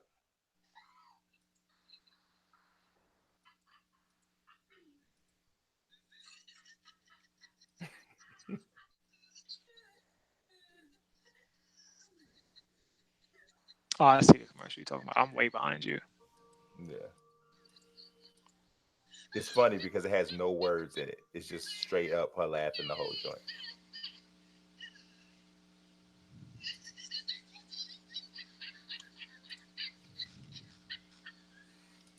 Oh, while we're here in silence, waiting for these commercials to run, I'm gonna plug my Instagram. I have a DC comic that came out this week called Oh, House of dope. Whispers, What is it from called? the What's House it? of Whispers. It's from you know that show American Gods. I don't know if you've Yeah, heard of it. yeah, I know. Uh, it's from that universe, dealing with characters in that world, and the Neil Gaiman universe. And on my Instagram, I posted a decent little chunk of the story that I did from that book. It's more in storybook fashion, but I think it's really cool. So Instagram.com slash So, Nelson Blake II, so, which issue is it? issue 10. Issue 10.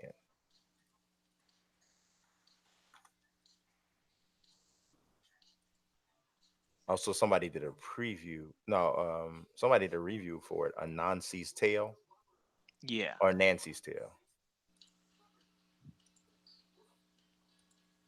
And let me see.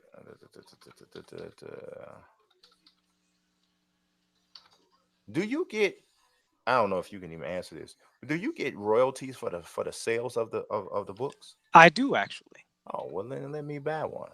Every once in a while, I'll just get a little gift from Marvel and DC, and I'll be like, "Hey, this is still selling." I'm like, "Oh, why? Thank you." Ain't no gift. You work for Yeah, yeah, exactly. That's true. that.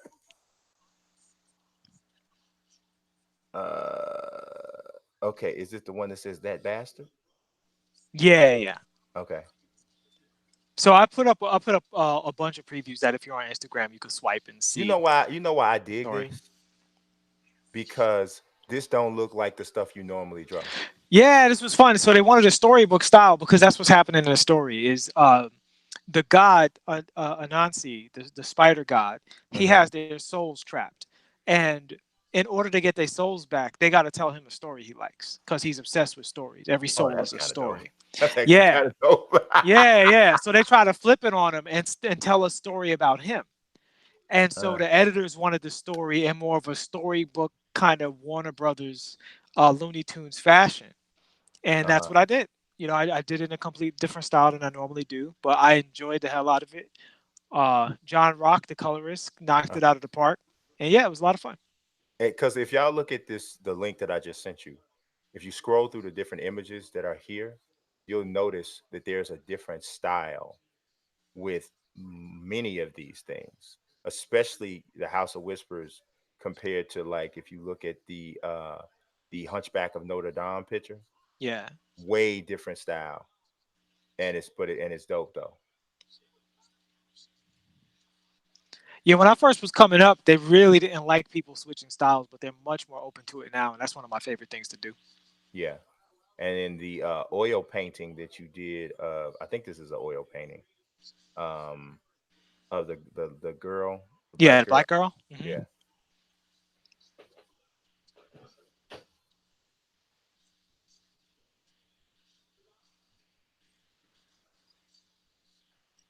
Ooh. So what's interesting about this third quarter is, well, first of all, what I said is happening.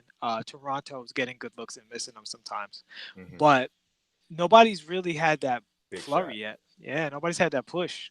Hmm.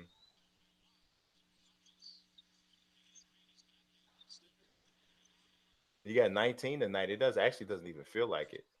Who? Siakam. Uh-oh. That No, he's you, made some plays. you know what I know. Oh, bad pass by Kawhi. He blew that. You know what I noticed about Curry that is a woof. What a shot. That's on Kawhi right there. That's a 5 point swing, an easy pass that should have been a bucket. He threw that ball away. I'm telling y'all, man, that is his problem. That's it. He doesn't have a lot of weaknesses, but he is not a good passer. He's not. He's not. He's probably the worst passer out of all of the superstars. Yes, Yeah, that's a bad pass. and that's a 5 point swing. Mm-hmm. You know, that's a big play. That was a big play. But Clay is a one thing monster. I Oof. recognize about Curry, something he has a really really bad habit, and he does it at some of the craziest times. Curry, when something doesn't go his way, and he gets a bad call or a no call or something to that effect, he literally drops his arms and will just stand there and pout for Yeah. about 3 to 5 seconds. And he does it a lot. He does Yeah. it relatively regularly, right? And you're like, bro, you need to. And I've seen it countless times in this series. They've actually given up buckets on the Oh other yeah. end, and it 100%. was his defensive assignment, and he's on the other end, literally pouting about it. And Mark Jackson has called him out a couple times with it, but I've seen him do it in sometimes that even Mark Jackson hasn't said.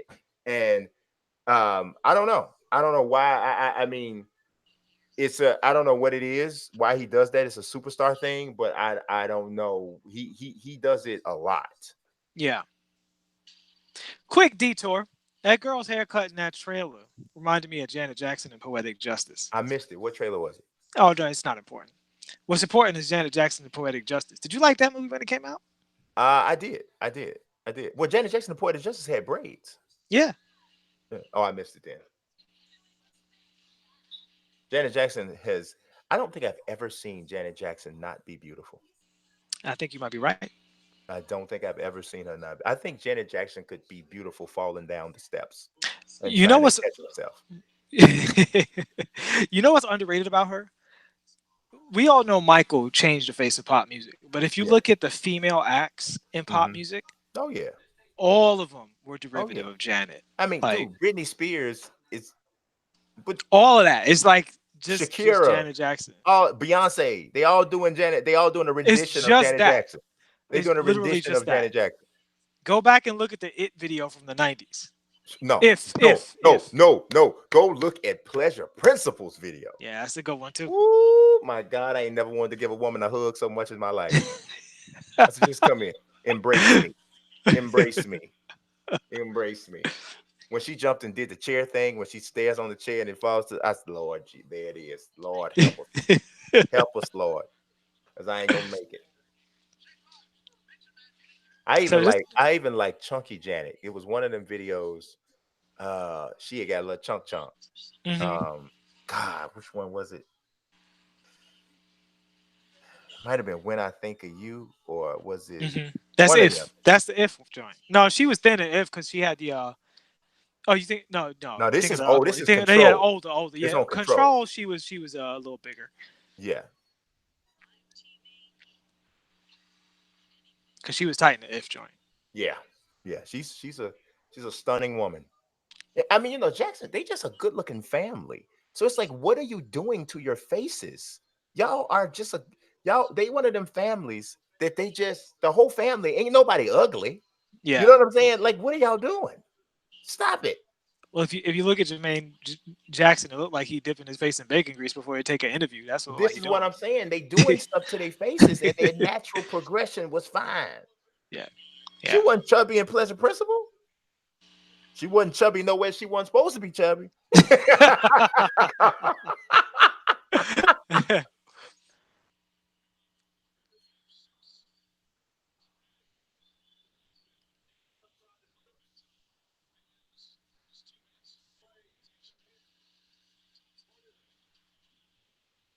The other interesting thing about this is I feel like for the most part, Golden State has played really, really well.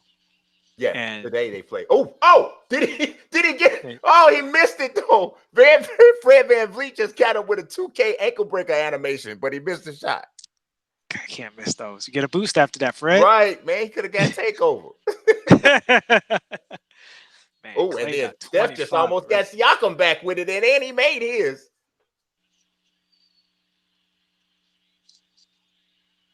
Yeah, Steph just put Siakam on skates, and he made his.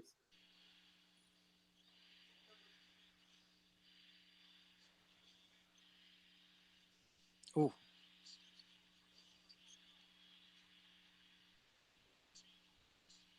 Good pass. Oh, and I'm strong. I am strong. Right now the Raptors are really missing Lowry just as another guy, a decision maker on the floor. But he's But that was a resting. big shot. Well, he's got four. That's why he got him out. He got 4 or 5. I'm saying, but he's resting though. Yeah, You know what I mean? That's yeah, that's good news. yeah, If they can, as long as they keep it close. yeah. Somebody, I was talking to somebody, and and I didn't realize this. And anybody who knows and watches a little bit of basketball from the 80s and maybe even the late 70s, Kawhi, there's a part of his game that is reminiscent to Adrian Dantley, because Hmm. Adrian Dantley was a ridiculously strong post player. This dude Yeah, here, I'm telling you, man, Clay, this little fella, Clay. Wow, Clay he, is wild. this little fella is I mean, So now looking at the whole thing, right? mhm. I know it's real easy to go with James, but who is the best two guard in the league? um, I mean, I feel like you got to go with Zach LaVine. No, I'm joking. I'm joking. Yeah. I cracked myself up. Okay. No, I think for me, it's Clay or James Harden. It's one of the though. It's between them two. I think that James is obviously more skilled, but I don't know that he's more effective. And That I is what I was gonna go with. Because Yeah. here's the thing for me: when I look at Clay, I can say if I put him on Milwaukee, if I put him on the Lakers, if I put him on Boston, if I put him on Philly, Hmm. championship, championship, championship, Yeah. right?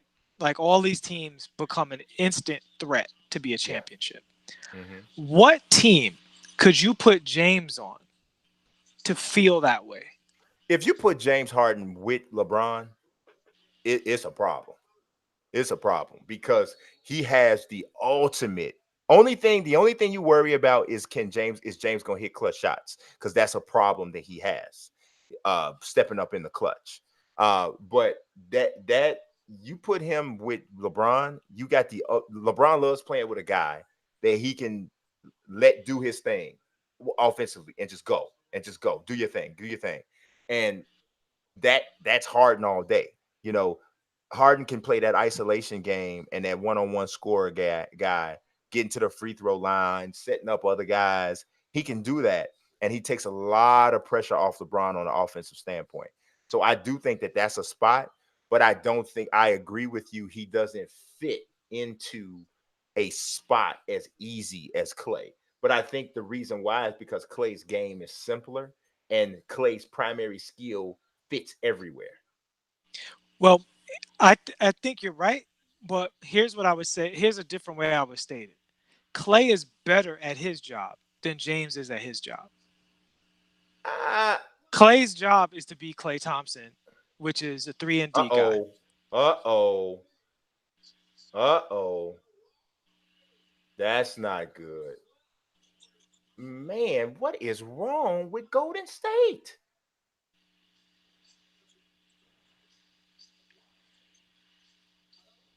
No, that wasn't a dirty play, man. Sometimes bad stuff happens. It's not a dirt, but gee whiz. Look at Steph. Steph is like, okay, forget it. Maybe. Oh, that's not good. Ooh, that was totally clean play by Danny Green. Oh, look at that old lady covering her mouth. That couldn't have been cleaner. Yeah.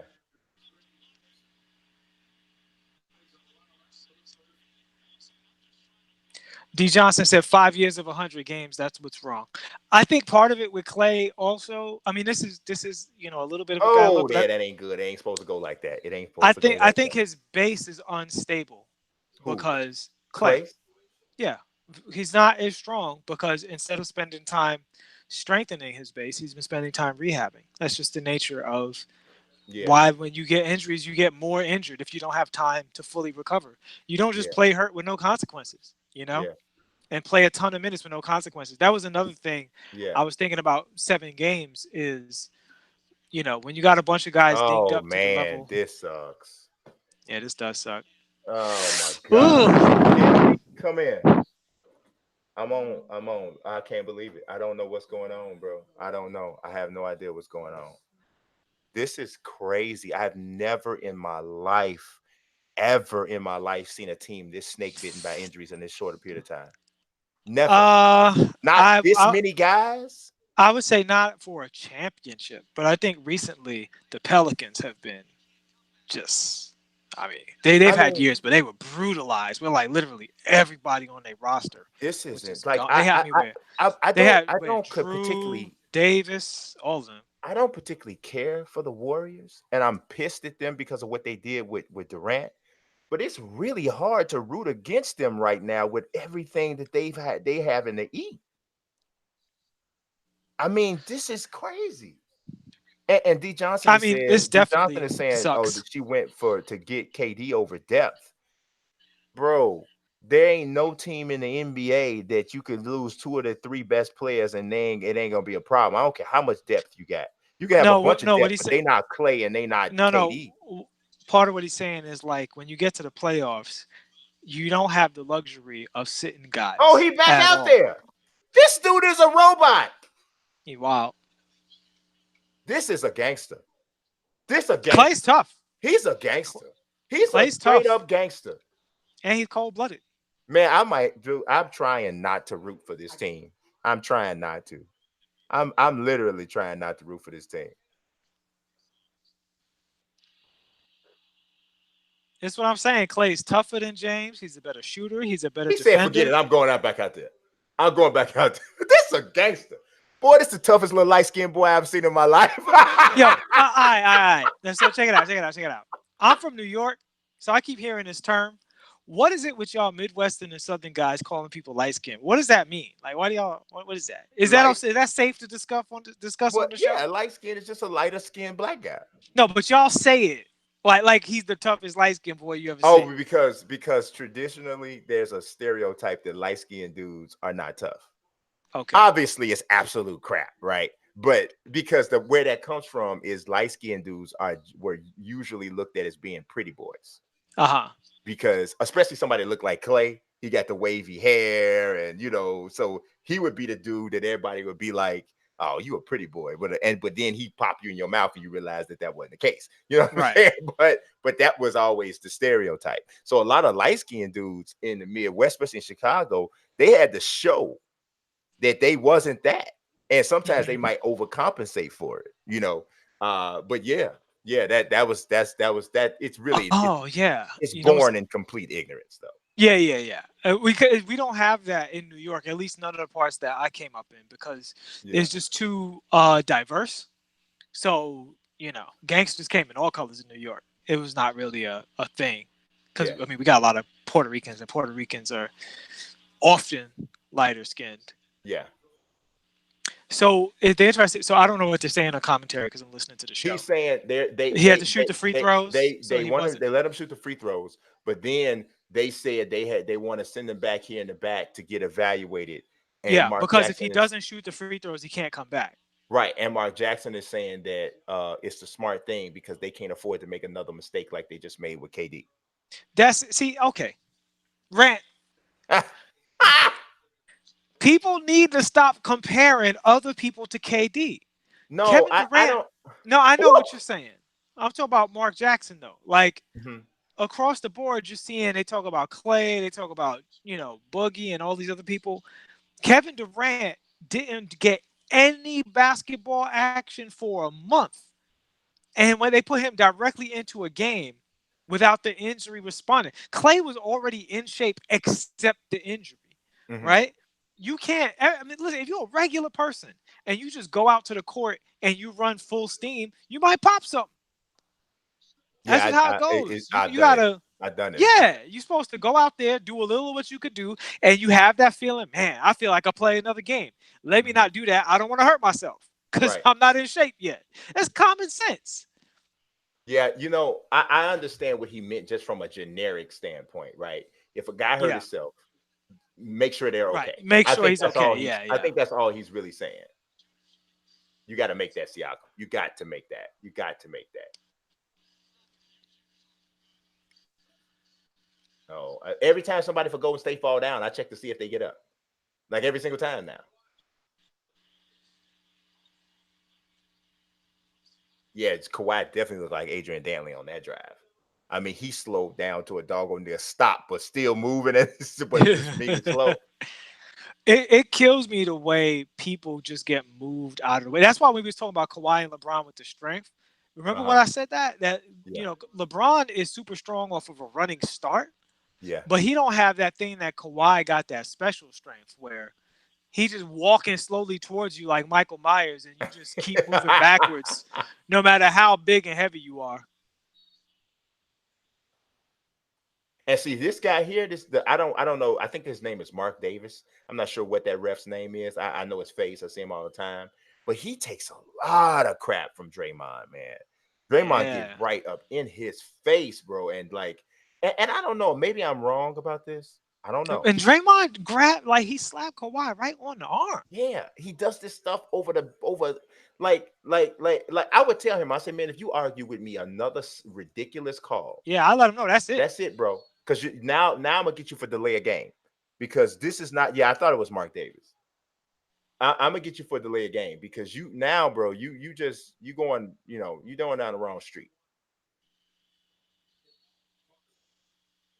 Hunter Iggy just joined the chat Yeah, saying no, what's he up to was here for Mazique. a minute.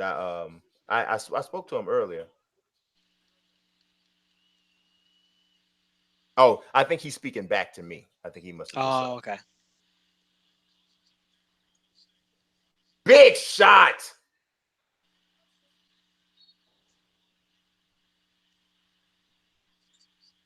See, this is what I'm saying, man. In a one game situation with these guys, I just don't want to be here with them.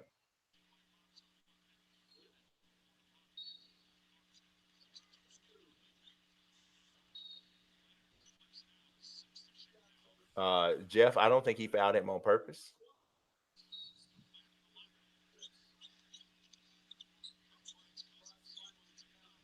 And he went back to Philly on there. That was a shot he took it back when he was the man in Philly. hmm Yeah, that's what puzzles me about Iguodala. Iguodala, I mean, not for a long time, but he was like a 20-point per game guy. Like, how are you this bad Oh, offensively now? and now they missing free throws. You know what? I'm okay with Golden State losing this series if when this is over, they get respect and people stop hating them. Because I no longer feel the way about them that I did. Now their organization I feel worse about than I did. The Yes. organization I'm like y'all suck, but Yeah. this collection of players, my respect level couldn't be higher than it is right now. Well, but here's the thing. I think part of the reason people feel that they were stacking the deck is because they already respected their talent. Yeah. They respect Durant's talent so much that it's like, you don't need to go to a 73 win team. You don't Hmm. need to do that. Hmm. They respect Steph and Clay so much. They go, you don't need to go crying to second best player in the league to help you against LeBron. Y'all got this. Yeah. So I don't think people need to respect them more. I mean, there's some people saying stupid stuff like, is Steph Curry a really great player or is he a choker? We've said on the show that stuff's blown way out of proportion. Right. And I'm glad that Steph is having the series that he's having. So, he won't be questioned in that way again. But I don't think people ever didn't question their talent or toughness or heart. They just didn't like the fact that they were stacking the deck. But see, I don't really like that whole thing because here's the thing. If that was your team, you wouldn't have nobody would ever have a problem with it. So when Miami got Bosh, Wade, and Bosh and LeBron to go with Dwayne Wade, nobody in Miami was like, I kind of don't like my team as much anymore because they So got so these your guys. your argument is that the homers are the ones who balance the equation? No, I think I the mean field is the my one who's seeing argument, but sense. but no, because the field only feels the way it feels because it's not them. No, I That's think my the only. field. That's my only thing. No, It's like if you think about it, the field is used to their team being bad. Most people in the field do not have a good team, right. and they just want to see great NBA games. And in particular, before Durant went to the Golden State Warriors, No, we they got didn't get that off. we got the best, some of the best final series, playoff series we'd ever seen between Yeah. OKC and San Antonio and Cleveland, Golden State. They all look like they were some serious contenders. And what Hmm. he did was he erased the whole thing and made it so that one team was favored over everybody else. And we never, and again, specifically with Golden State, these games that we're getting out of Steph and Clay, you don't have to get those games out of them when they're Durant. Durant himself put it very eloquently. He said, and him and Boogie was talking about it. When you go to a team like this, you might be used to 17, 18 shots a game. And every time you add a good player, that number goes down. And sometimes you have to be comfortable with 13 shots a game. I don't want Steph Curry shooting 13 shots a game. He's Steph Curry.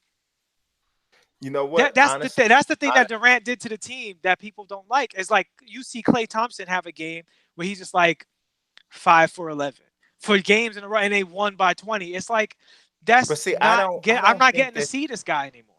I don't think that that's how most people feel though. I think most people hate the fact that they're that good and they feel like their team has no chance.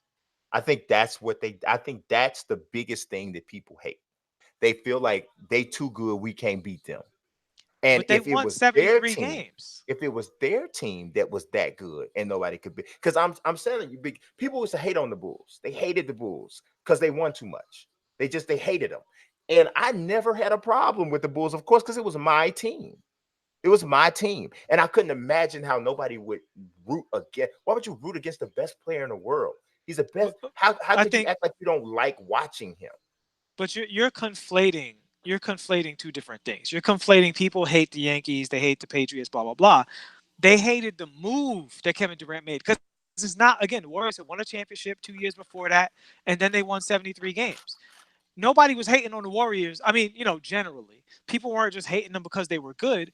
They were already good, and this was a move that was taking advantage of a lot of circumstances. I mean, that anybody logically agrees, Kevin Durant took the easiest possible road to a championship available to him. And it's an argument to say, wouldn't you do that? Yeah. Some people would, but some people wouldn't. And you hear it from a lot of players all the time. Like, I had an opportunity to join so and so, but I wouldn't. I don't know if I'm really the guy who's had to push himself to the maximum to win if I have that ability when I have these insurance policies here. And I think part of Kevin Durant leaving is evidence of that. If it was all like, no, this is completely equal to any other situation, this is just like the Bulls or the Lakers or whoever, then he wouldn't be leaving. But he knows. That's why it's so unsatisfactory because other teams could not financially and reasonably put the same kind of talent together. There's no way for them to do it because Steph Curry had his contract because of his injuries. He wasn't making Steph Curry money when all this started. And that gave you a little loophole. And they drafted well. And it was just a situation where that could happen. And you took advantage of it. And my thing is, it's not to hate on you for it, but no one's rooting for that and saying it's like literally they had every member of their starting lineup was on Team USA. It's different. It's not the same. No, I mean I understand, but I'm just saying if that was my team, I would have no problem. And I think every basketball But fan. that's a homer attitude though. But no, Like, no, I don't hate the Warriors for that reason. That's not why I dislike the Warriors. The Warriors, I didn't root for the Warriors because to me, there's some like I'm not a big Draymond fan at all. I don't like people with a lack of self control like that, and who I think try to bully people. And I really don't like dirty style players, right? And up to now, I questioned, not up to now, but I would say up to the last couple years, or the last year or so, I had a somewhat of a question about Steph's toughness and whether or not he really had that grit.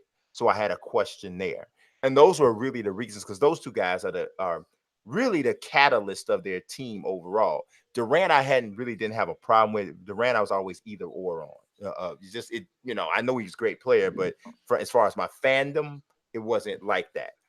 But a lot of people, I feel like, hate them simply because they're good. And that's just how people are. And they say, oh, yeah, you wouldn't get all them players. But if your team wouldn't get all those players, you wouldn't have a problem. but So here's my it's question. like, If if they you do hate you hate the concept or do you hate that it's not you? I think people genuinely hate the concept. See, but I And the think the thing is, proof of that people is if you felt like that when it was your team, then I think that's proof you hate the concept. But if you don't feel like that when it's your team, then I don't think the concept is the problem. I think who's on top is the problem. but and here's my problem with what your argument here. I don't think any homer is rational about their team.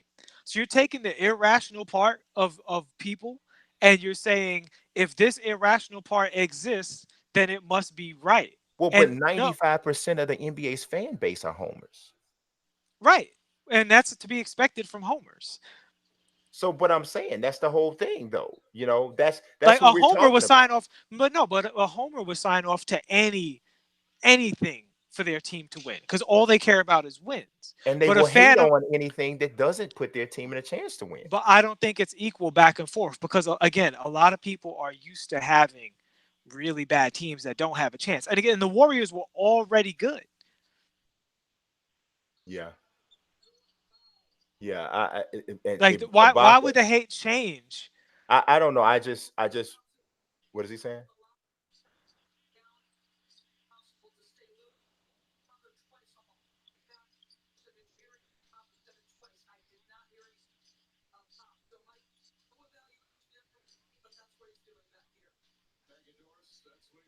His dad said, "Did you hear anything, Pop?"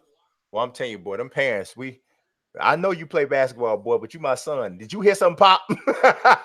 If you heard something, Pop, you sit your butt down. Yeah, but Ibaka just blew a layup that would turn into a 3-point swing Mhm. because and see right now Golden State and right now Toronto's choking. They're choking right now. They're blowing shots that they should knock down. That jump shot Kyle Lowry just missed. You can't miss that shot. You can't miss that shot. Especially you out here with an opportunity to take the lead and they don't have Clay or Steph on the floor and you blowing wide open shots, bro. No.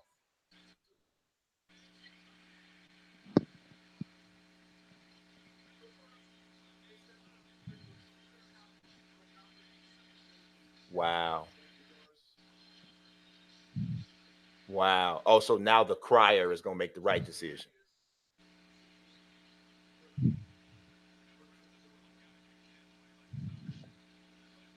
Exactly.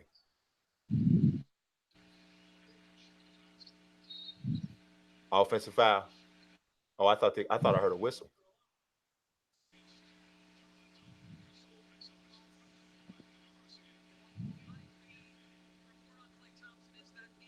You gotta take him, bro. And you gotta corner. You're missing the pass. You allowed the rotation to get there. It's too many passes. Oh, big shot, Fred.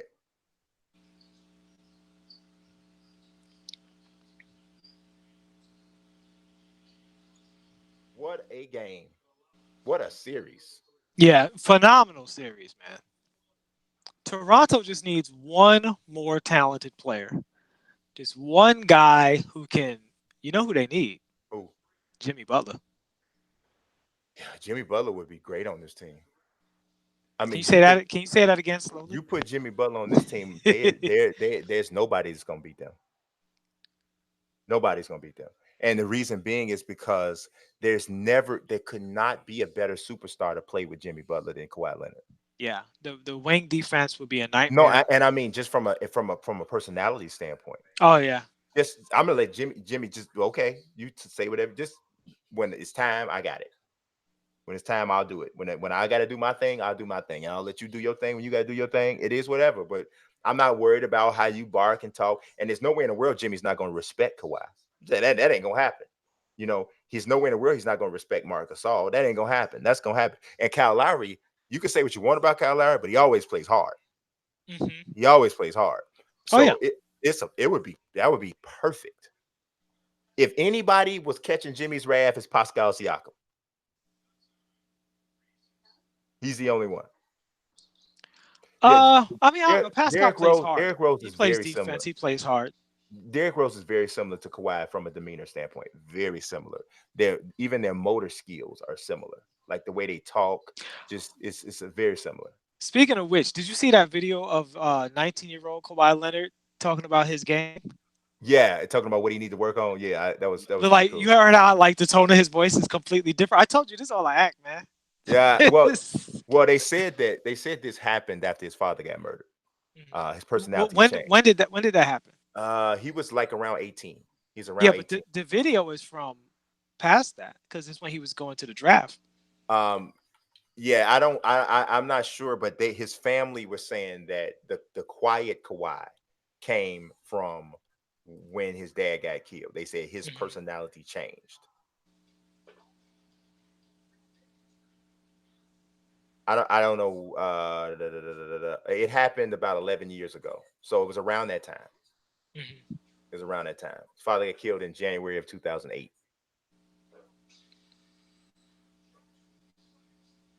His father actually got killed the year before he got to college.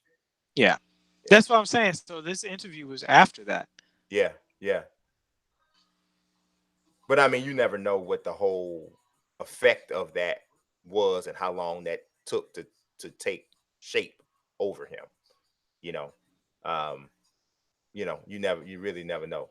You know what I'm saying? Mhm. Like, I lost both my parents, and I know when I lost my mother in '05, immediately it didn't infect me or change my personality, but I know that I'm a different person, Like better or years down the worse road. now Yeah. than I was then.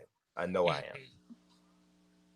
Especially because that's the first bad thing that ever really bad thing that ever happened to me. Little stuff happens, but the Yeah. first like change your everyday moving forward kind of a thing. That's the first, and so I consider myself blessed because that didn't happen until I was 29. Some people hit the Mhm. ground running, getting punched in the face. You know. Yeah.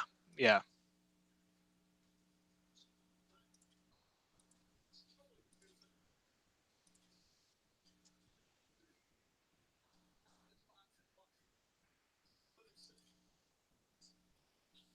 Mm,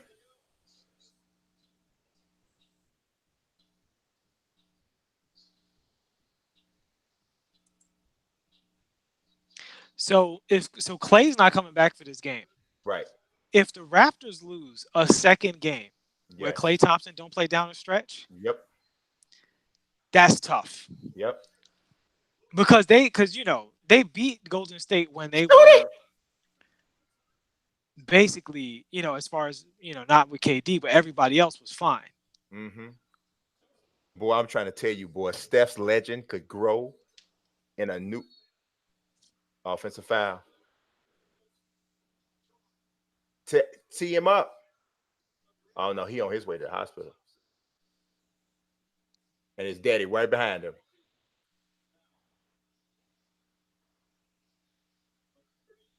I hope Clay's okay. I hope he is too, man. I really do.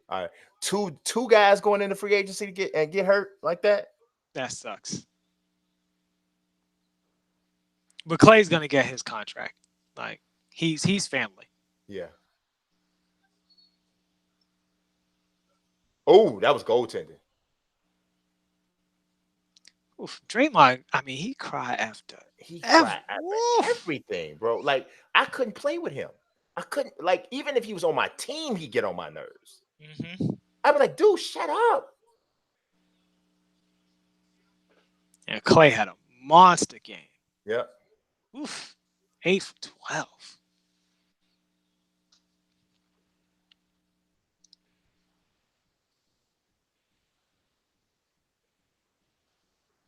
Oh, one more, one more. That's a late pass by Gasol.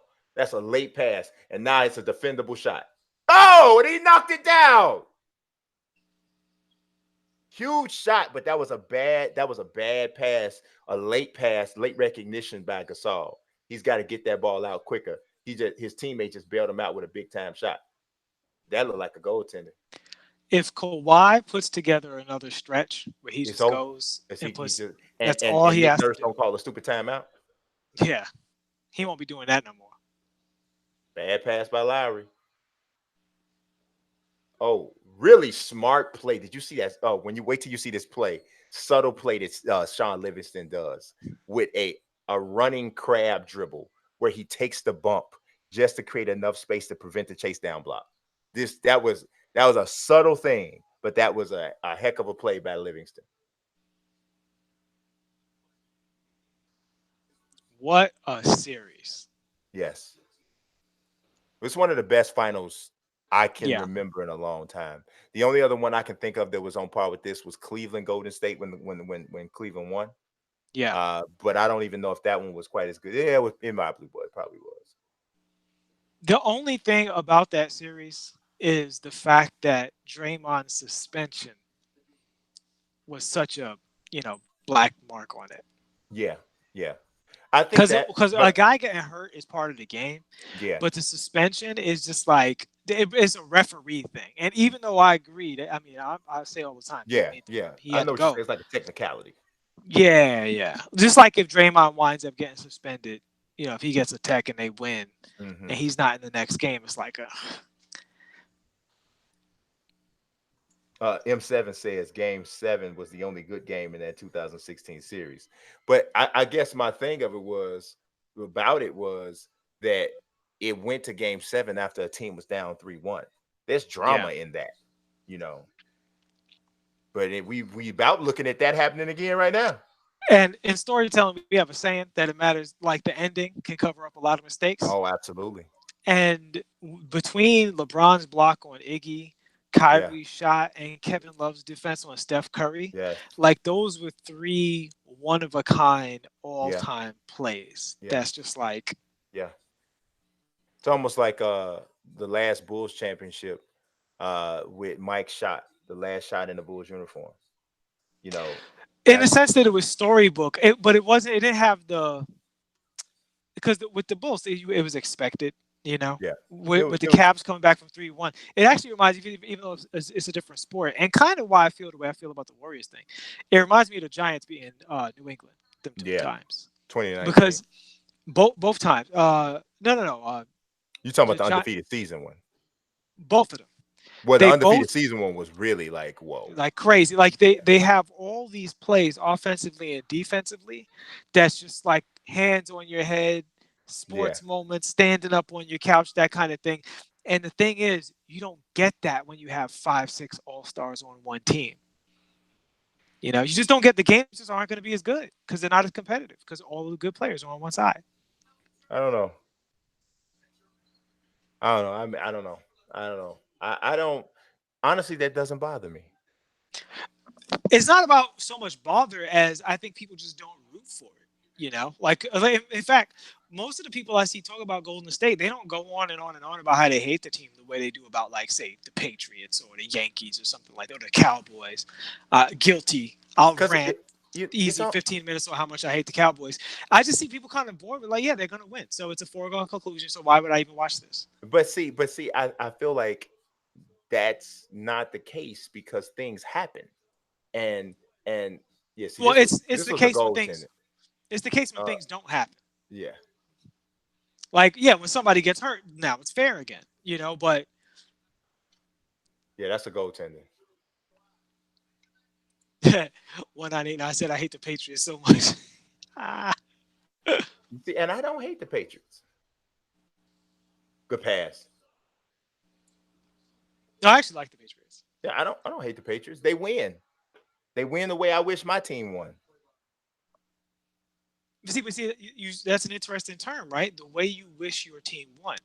I think when Golden State had drafted most or all of their talent, most of their core, when they were sharing the rock and everybody was playing the right way, people were pretty down with that. Even when they won 73 games, which is like almost all of them, I think it was right? because they hadn't won a lot yet. If they I had mean, won a lot, people would have said the same thing. winning a Big shot, championship and he then winning couldn't put it 73 in. games is winning a lot. They hated the KD No, I move mean before he like a won lot anything. of years in a row. He found shooting the three. I mean a lot of years in a row, not Yeah, a but I'm lot that saying season. they hated the KD move before he won anything. It I don't wasn't know. like I mean, after the championship it I started feel up. like the Like, Warriors. I feel like the Warriors built their entire team almost out of the draft. And so because they happened to draft as great as they did, that means they're not supposed to chase the best free agent on the planet because y'all already drafted a great team. Don't chase the best free agent. What? well, even that, I don't think people so much get on Draymond and Curry for going after him. So much as looking at Kevin Durant like, really?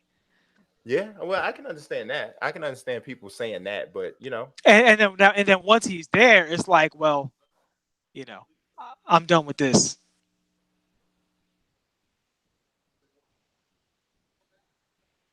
big shot. He missed it.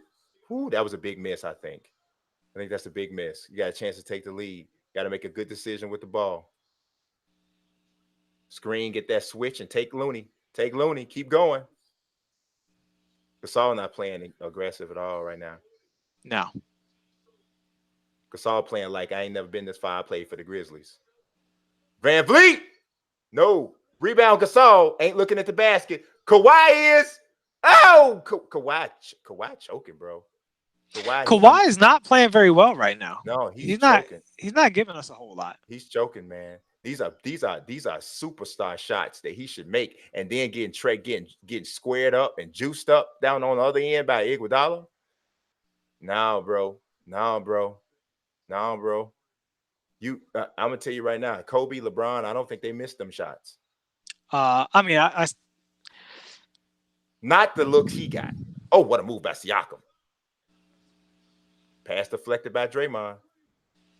He's out of control. Take that charge. I told you, man, the Raptors check themselves. That's why it's so hard to pick them. Not because they can't get it done, but because they're never out of the woods. Yeah. They're a team where it's almost like no lead is safe. They get the good shots. Yeah. You know, they play the good defense, but they need to be able to close the deal. And it's just, I think it's just a talent issue, to be honest with you. What was Draymond doing?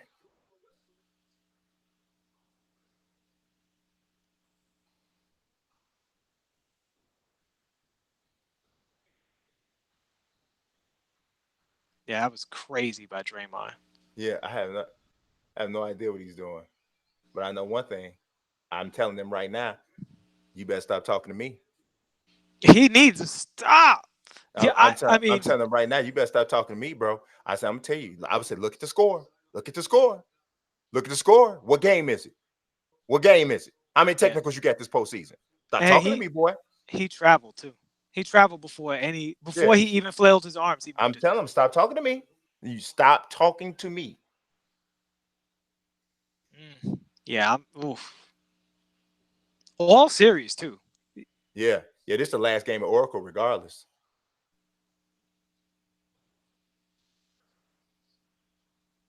Oh, way to block out by Van Vliet.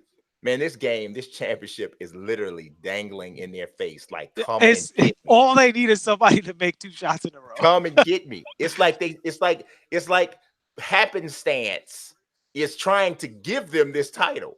Like, if you think about how much stuff went right for them this season, LeBron went west. Well, I think this team definitely beats the LeBron Cavaliers with Kawhi on it. Oh, Van Vliet.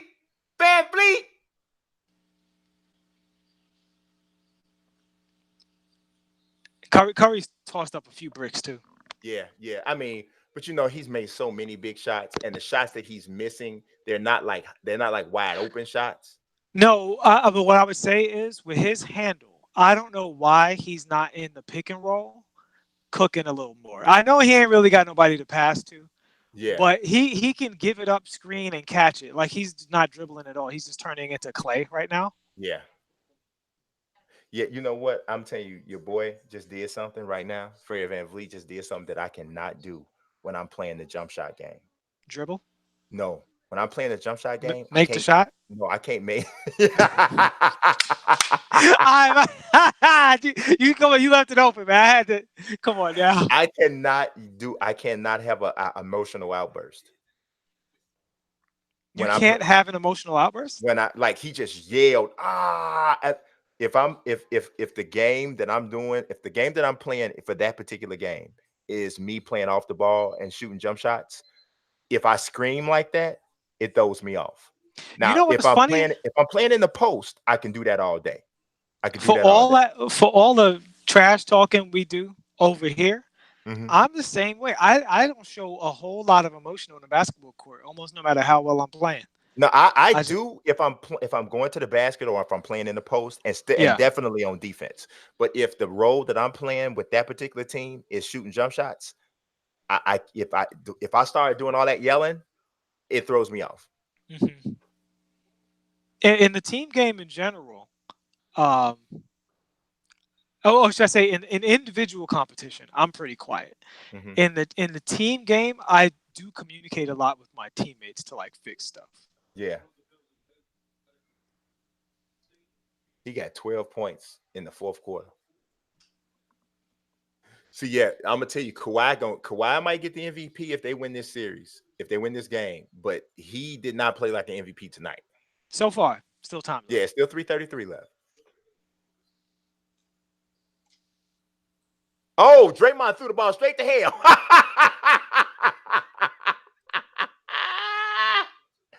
Draymond said, "Hey, Dale Curry, catch this."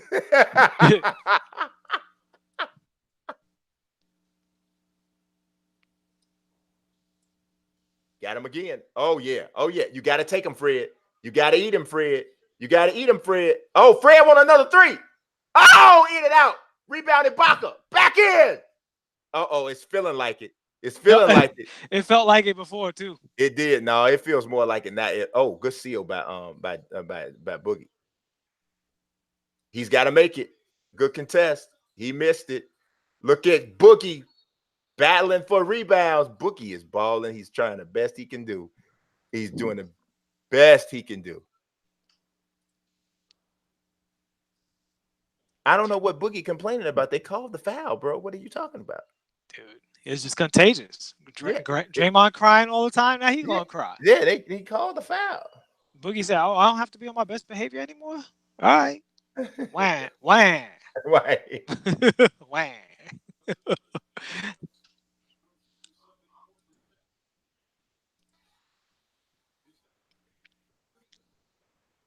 Man, this is a fantastic game.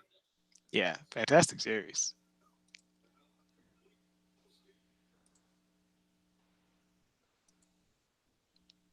Oh. Oof.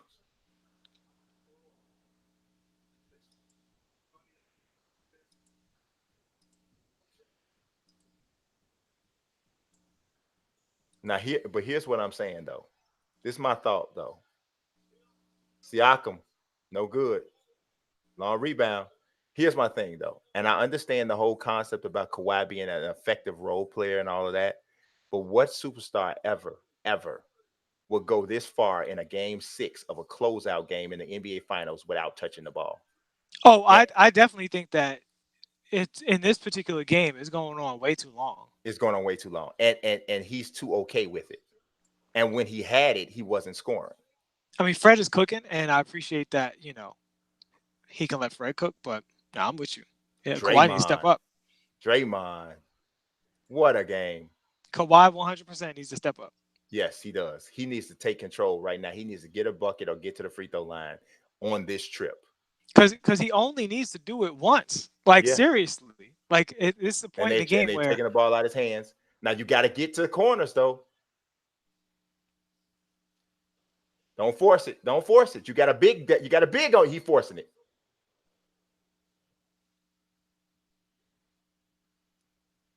That's a bad foul by Cousins. That deep in the shot clock against with a guy going he was going off his left shoulder, which is where he wants to go.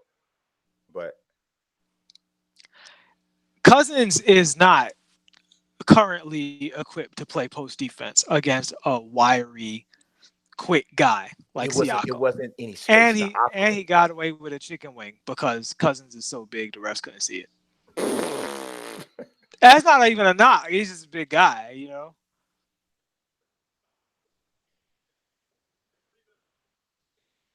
Put it down. Put it down, little Cameroonian bro.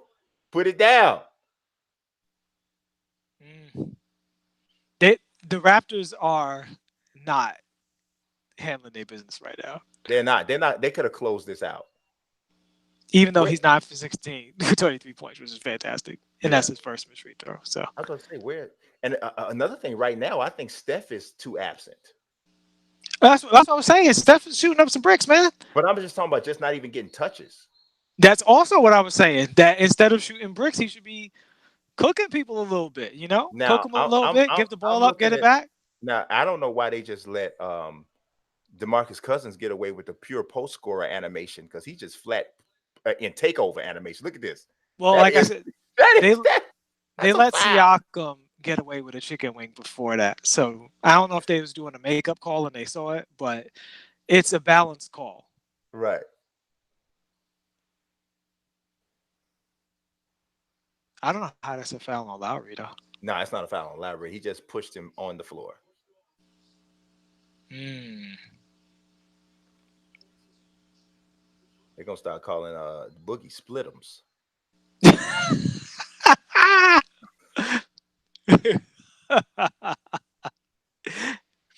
You call him that. I'm gonna call him Mr. Cousins. I We see. call them Splitums from the comfort of my own home. You might interview this man. Right. They see everything these days. His boy Kevin on the internet right now. Right now, hey, Marcus, that big ball head dude, he Snitching. calls you Splitums, bro. Ooh, Stay foul. on him. Boogie. What a drive.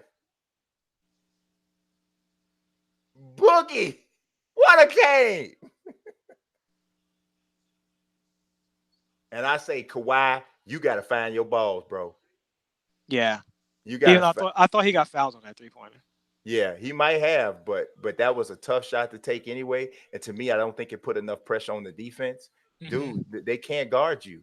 But I know he's gonna get trapped. But see, this is where his lack of faith and confidence in his dribbling ability and passing ability, not dribbling ability, passing ability, becomes an issue. But how much of it do you attribute to him being hurt too? Because when he was more explosive, he was just going in and dunking on people, and he hasn't done that all series. Yeah, but he has like one dunk. It's hard to do that when they're trapping you as soon as you get beneath the 3-point line. They are trapping. That was a serious drive by Boogie because that was a very heavily contested shot. Yeah, he needed that too after missing that free throw. Yeah, he did. He just got back both free throws he missed. Because he's too good of a shooter to be missing free throws. Yeah. Yeah, I agree, M7. That was a bad shot attempt. I didn't like. I think he's feeling that he needed to take over, and he picked the wrong shot to take.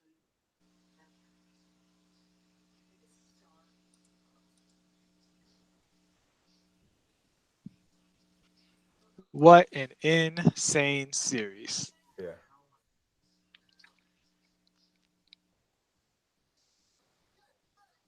Oh, Ed Sheeran.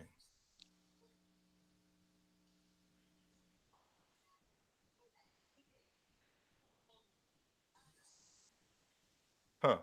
That looks mildly interesting.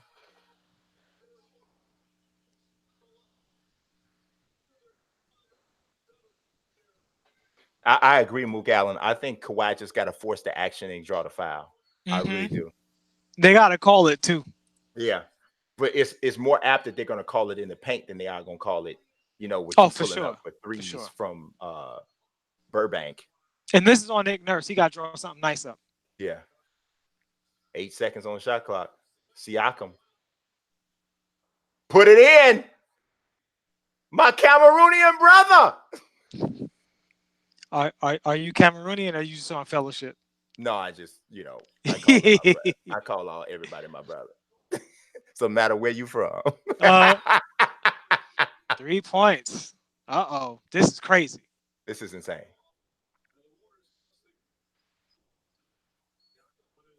Wait a minute. What did they call?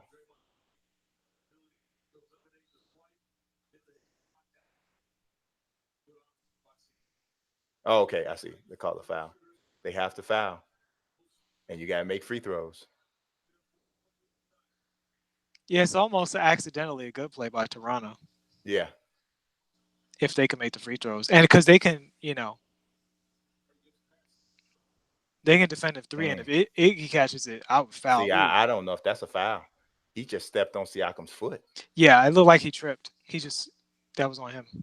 Yeah. That's why I'm saying it might be accidentally for 2. It is for Toronto. Okay, there's no way in the world I got Kyle Lowry taking this ball out right here. And also, where's Gasol? Gasol should be on the floor right now because this is a free throw shooting contest and this is a decision-making contest, and you want your best passers and your best free throw shooters on the floor. That Ibaka shouldn't be on this floor. An offensive rebound doesn't matter right now. So I don't understand how come Gasol's not on the floor. Maybe because he hasn't been playing super well. But it's not even about that right now. It's about, can you make a free throw and can you make a pass? Mm-hmm.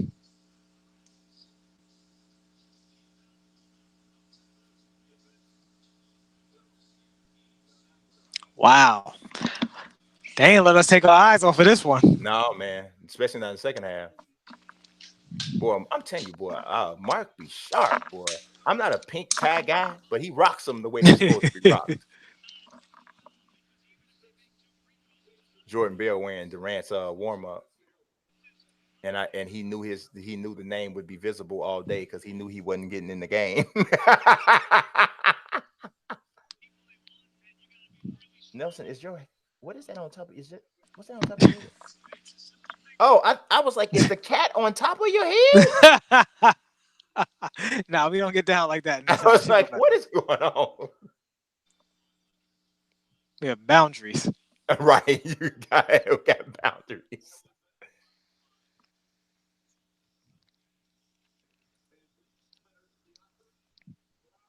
Okay. Then now this team makes much better sense. Now you got 5 good free throw shooters on the floor. Don't spoil it because you like 15 seconds Okay, ahead. I'll shut up. I won't even say anything.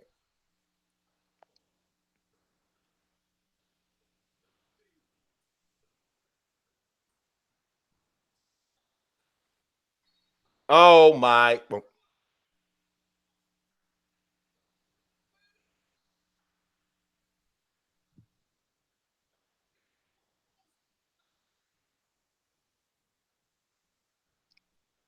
That's terrible. Are you here yet? Yeah, that's Okay. terrible. So you brung Danny Green in the freaking game to throw a bad pass? That's terrible. See, I'm telling you, if this goes to 7, they're gonna lose, bro. This is what I'm talking about. This is what I'm talking about. This is what I'm talking about. They're not, they haven't won. And see, here's my so Danny Green messed up here from the beginning, never trying to advance the ball and allowing yourself to be trapped by one guy that acts like 3 defenders. Because he's acting like 3 defenders and that's a foul by Draymond Green that they didn't call. But he's acting like 3 defenders because you're trapped yourself with the half court line and the out of bounds line. You never put the ball on the floor to try to get out of that situation. You could have drawn the foul right there if you had just dribbled. Now the problem is Danny Green was not in a Danny Green situation. Catching the ball and handling it and passing it is not his job. I mean, but he's played basketball before. He knows he didn't have to do a chicken wrap and a spin move. All you had to do was 2 dribbles up. They sent him back to Toronto. They told him to get on the bus. Yeah. Steph's 0 for 7.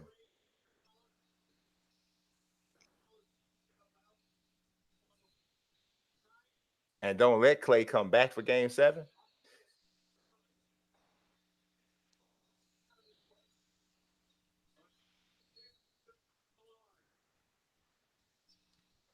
What?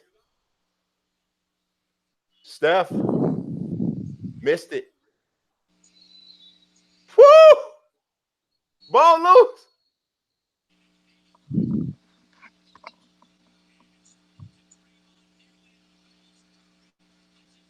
Oh my God!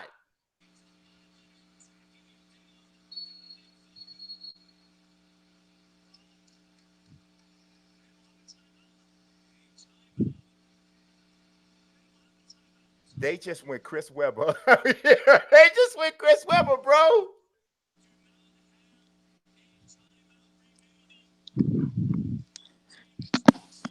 Did somebody just Chris Webber? Yes. In the NBA Finals? Yes. Wow. The Yeller did it. Did Draymond? Did he lose with a technical foul anyway? Oh, Yeller. By hook or by crook, he lost with a technical foul. Yes.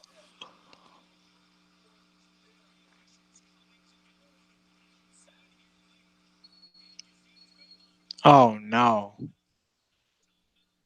Although it's 0.9 left. Yeah, you know what? At that might have been the best like, play. That might have been the best thing for him to do because where he's at on his butt with 0.9 seconds left, there was nothing that they would have been able to do. Yeah. So he didn't really cost them the game. Yeah, he had to do that no matter Yeah. what. But so Yeah. what I'm doing here, if I'm the Raptors, I'm missing the second free throw regardless on purpose. Uh It's 0.9 seconds left and they have no timeouts. yeah, yeah.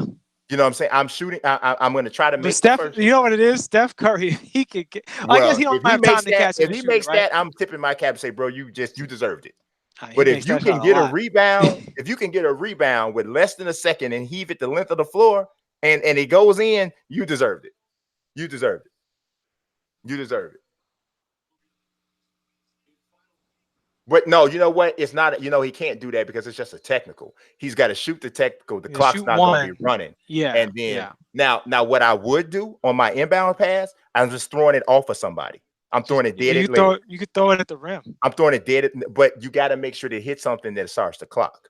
So I'm throwing Mm-hmm. it dead at somebody's feet. Yeah. I'm throwing it dead. I'm inbounding it dead at someone's feet. And matter of fact, I might roll it in. I might roll it. So with Kevin Durant out next season, Mm-hmm.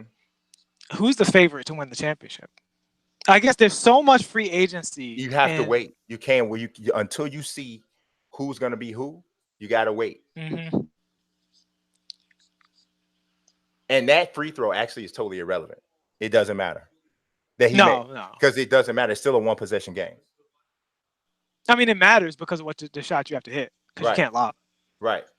Now you got to throw it. Don't throw it backcourt because you don't want to make the shot easier. And they win the championship.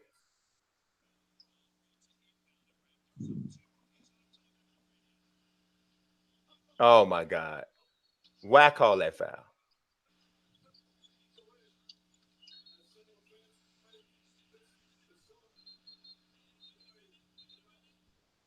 Now, why end a great NBA finals with this ridiculous crap?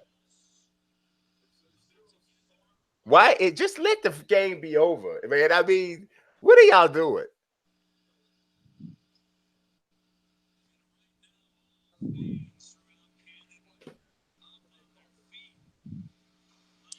I have you muted, just FYI. Okay.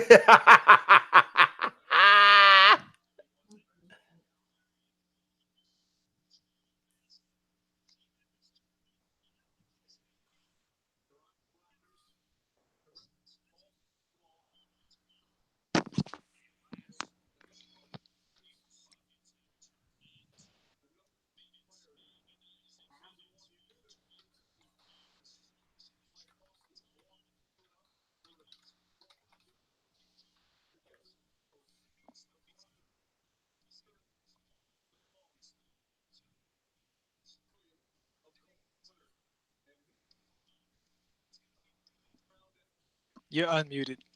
Oh, okay, yeah, it's about over. Why even make that call though?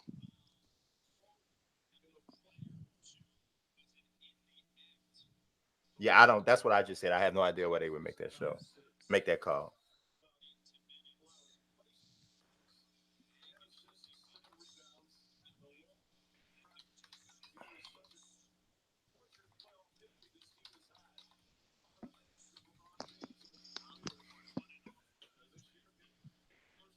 So the crazy thing about this, I mean, the Warriors had some massive injuries, but even when they had obviously no Durant, even when Durant was on the floor, the Raptors were in it the entire time because Yeah, they just were a relenting machine, you know?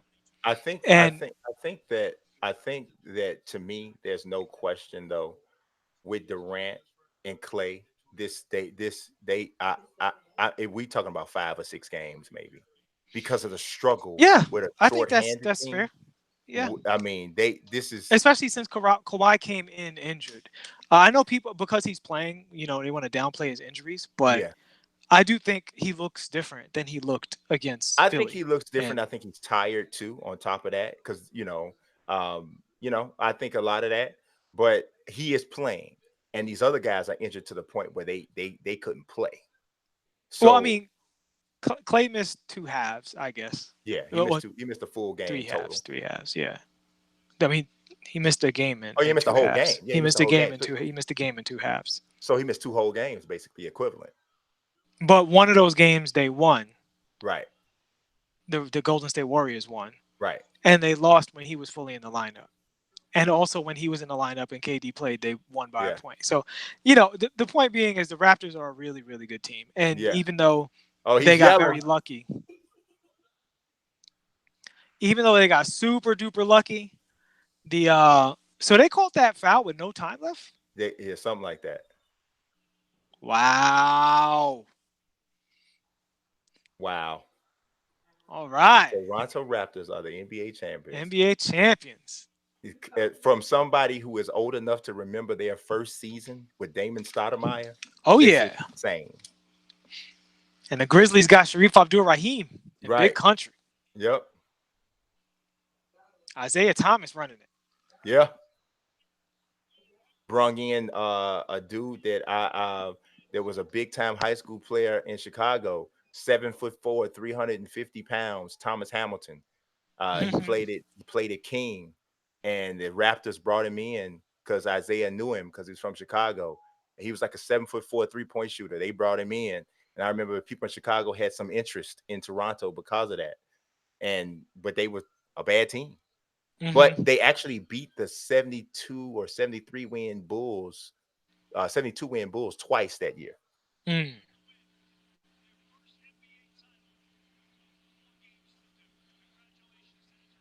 Yeah. Well, you know who earned this championship and definitely deserves every bit of it also? Kyle Lowry. Yes. Yes. Kyle Lowry, like all the slander he took. Yes. The thing that got me, like some of the slander he deserved. Yes. Right? Yeah. When you talk about you got to go decompress, you deserve it. But my thing was when he was playing well, people wouldn't acknowledge it. Yes, that's true. Who is that, Cal? Is that Cal? Is that no, that ain't his mama. So, okay, so we can start some of this post-game discussion. Yeah. First things first, should and does Kawhi stay with the Raptors?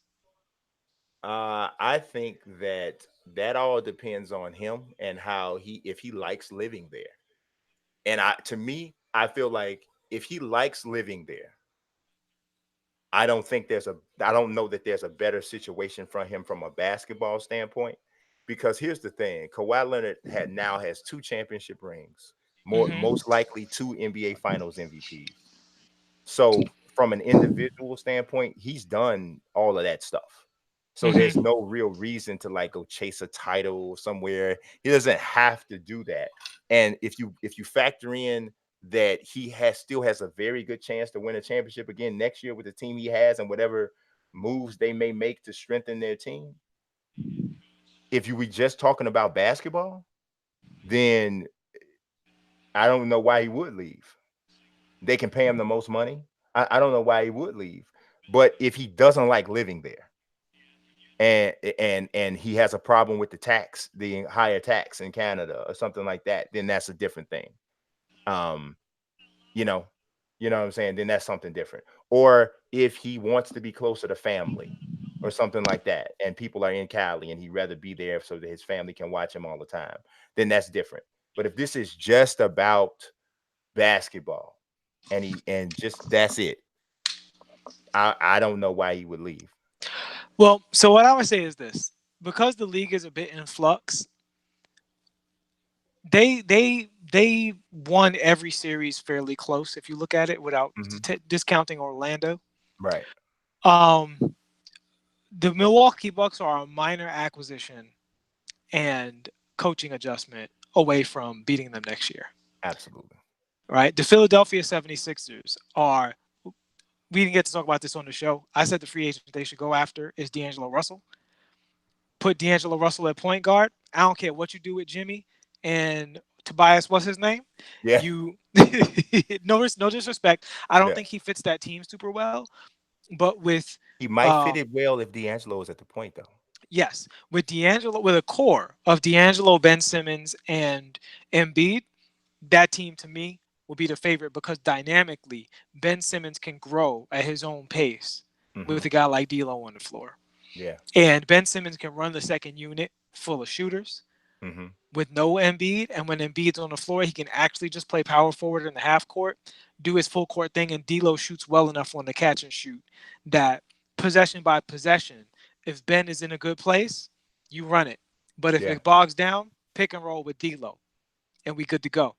Yeah. So if they make that move, if they could get D'Lo to be convinced to go over there, Well, it's um, not for D'Lo. It's not about that. For D'Lo, all they can sign him to is an offer sheet, and then Brooklyn can yeah, but match. Brooklyn's supposed to pick up Kyrie Irving, But from what and I've we don't heard, agree with it, but they have visions of having them both. So it depends. I think they fully expect to have to match D'Angelo Russell. I think they fully expect to have to match. mhm. Somebody's going to offer him that deal. Yeah. So it's just a matter of if they really do want Kyrie, which you would assume they do they believe that they can play together? And the thing is, if Brooklyn feels like they can get somebody else with Kyrie, Hmm. they have to let D'Lo go. Like they have to choose Kyrie and D'Lo as the way of the future, Hmm. or the only thing I would say is if DeMarcus is kind of on the cheap because he looks like crap right now. Hmm. If they can pull in DeMarcus, they can get Kyrie and DeMarcus and keep D'Lo maybe. Yeah, And then that's a very strong playoff team, in my opinion. Even though the backcourt has defensive issues, I think in the playoffs, D'Lo showed the ability to play a little better defense a than little in bit his better. in his younger years. And Kyrie steps it up a little bit, so their defense is roughly on I par. don't think that's a championship team. I think it's a really good one. Really good Uh, team, but but Brooklyn just wants a really good team. I don't think they beat Milwaukee. No, but Brooklyn hasn't earned the right to be like championship or bust. Y'all do what y'all could do to improve. Right, to improve. They still on the they still on the incline. They're not And anywhere near being worried about plateauing. right, and similar to Toronto, Brooklyn has such a great front office Hmm. that Anthony See, here Acosta, we go. see with the slander. There we go. I told you. Listen, the Warriors really showed the heart of a champion. They Like you can't absolutely question did. You any of can't those question guys. nothing about them, man. They played. There is no team you could ever think of that would have gone through what they went through from an injury standpoint that could have made a series against a team as good as Toronto this good. Not that I can think of. No, I mean, I would argue that the Cavaliers against Golden State did the same thing when they Yeah. lost Kyrie and Kevin Love. I think 6 games against that Golden State Warriors is equivalent to, You're talking about yeah, man, and LeBron did yeah, that by itself. wow. He was wilding with Dellavedova. Right, right, right. I mean, LeBron was like, He'd that, had Quinn Cook, they might have won. I'm trying to tell you, I'm telling you, that was, in my opinion, if it wasn't the greatest finals performance I've ever seen, it's number two. I I mean, can't because of the percentage, even though I agree that it was awesome. I thought it was super awesome, up there with his best performances. It came in a loss, and he should have got Finals MVP in a loss. If yeah, that can happen, if that can ish. happen, that was when it should happen. And part of his percentage, his field goal percentage, is a result of the fact that the only way to win was to slow the series down. Yeah, But I just can't, like, when there's series like Kobe Bryant just absolutely dismantling the Orlando Magic after they beat the Cavs. You know what I mean? Like he just utterly destroyed them. but Average you it's know like who did you 33, 5 and 7 or something like that. Like but here, listen though, check this out though. Kobe was fantastic in that series. He was a monster, right? Just ate them alive. And he ate some really good defenders alive. Mikael Petrus was a heck of a defender. Courtney Lee was a good defender. So he wasn't getting buckets on guys who sucked, right? On the defensive side. But Orlando's best player was Dwight Howard. mhm. If you saw what Gasol and Bynum did Oh, to they figured him Howard, out. They oh, figured him they right out. shut like They figured him right they out. they didn't shut him down. He had a good series. He averaged 15, 15, 4 blocks, but the turnovers, No, he was a nightmare against Cleveland though. Like yeah, literally yeah, against yeah. Cleveland, he looked like he was a better player than LeBron James. The dude in the clinching game against Cleveland, he had 41 and 17. Yeah, it's crazy. I Yeah, watched every minute of that series. It was yeah, crazy. yeah. Like And so, Rafer Alston was the starting point guard in that series. yeah, because Jameer was No, hurt. no hate on Rafer, Yeah, because because Jameer Rafer was hurt. played well in that role. But Yeah. But so that's the only thing because LeBron didn't get that kind of help from any other person. in that series. He really didn't. I, I, No. I thought the second best player for Cleveland in that series was Tristan Thompson. Yes, and here's the thing: if LeBron had as much of Klay Thomas as the Golden State Warriors got this Yeah. series, Oh, right? yeah. So I think when you say not any other team, I thought that Cleveland performance was ahead of this Golden State performance. Yeah. Losing. But at the same, yeah, in a But they losing didn't lose effort, their best player. they didn't lose their best player. They lost. But This Golden State Warriors team lost 1-3. but They here's lost here's their what I number would one and here's their what number I would three best argue player. though. If instead of losing KD, they had lost Steph, I think that series goes worse than it did losing KD. Even I though I don't think think so. KD is the best individual player on the Golden State Warriors, Hmm. but the Golden State Warriors offense is more revolved around Steph Curry and Klay Thompson. I think their natural offense is, but I think that there's a way for them to alter the way they play without Steph. And not saying that they don't miss Steph. I mean, he's freaking Steph. That's just.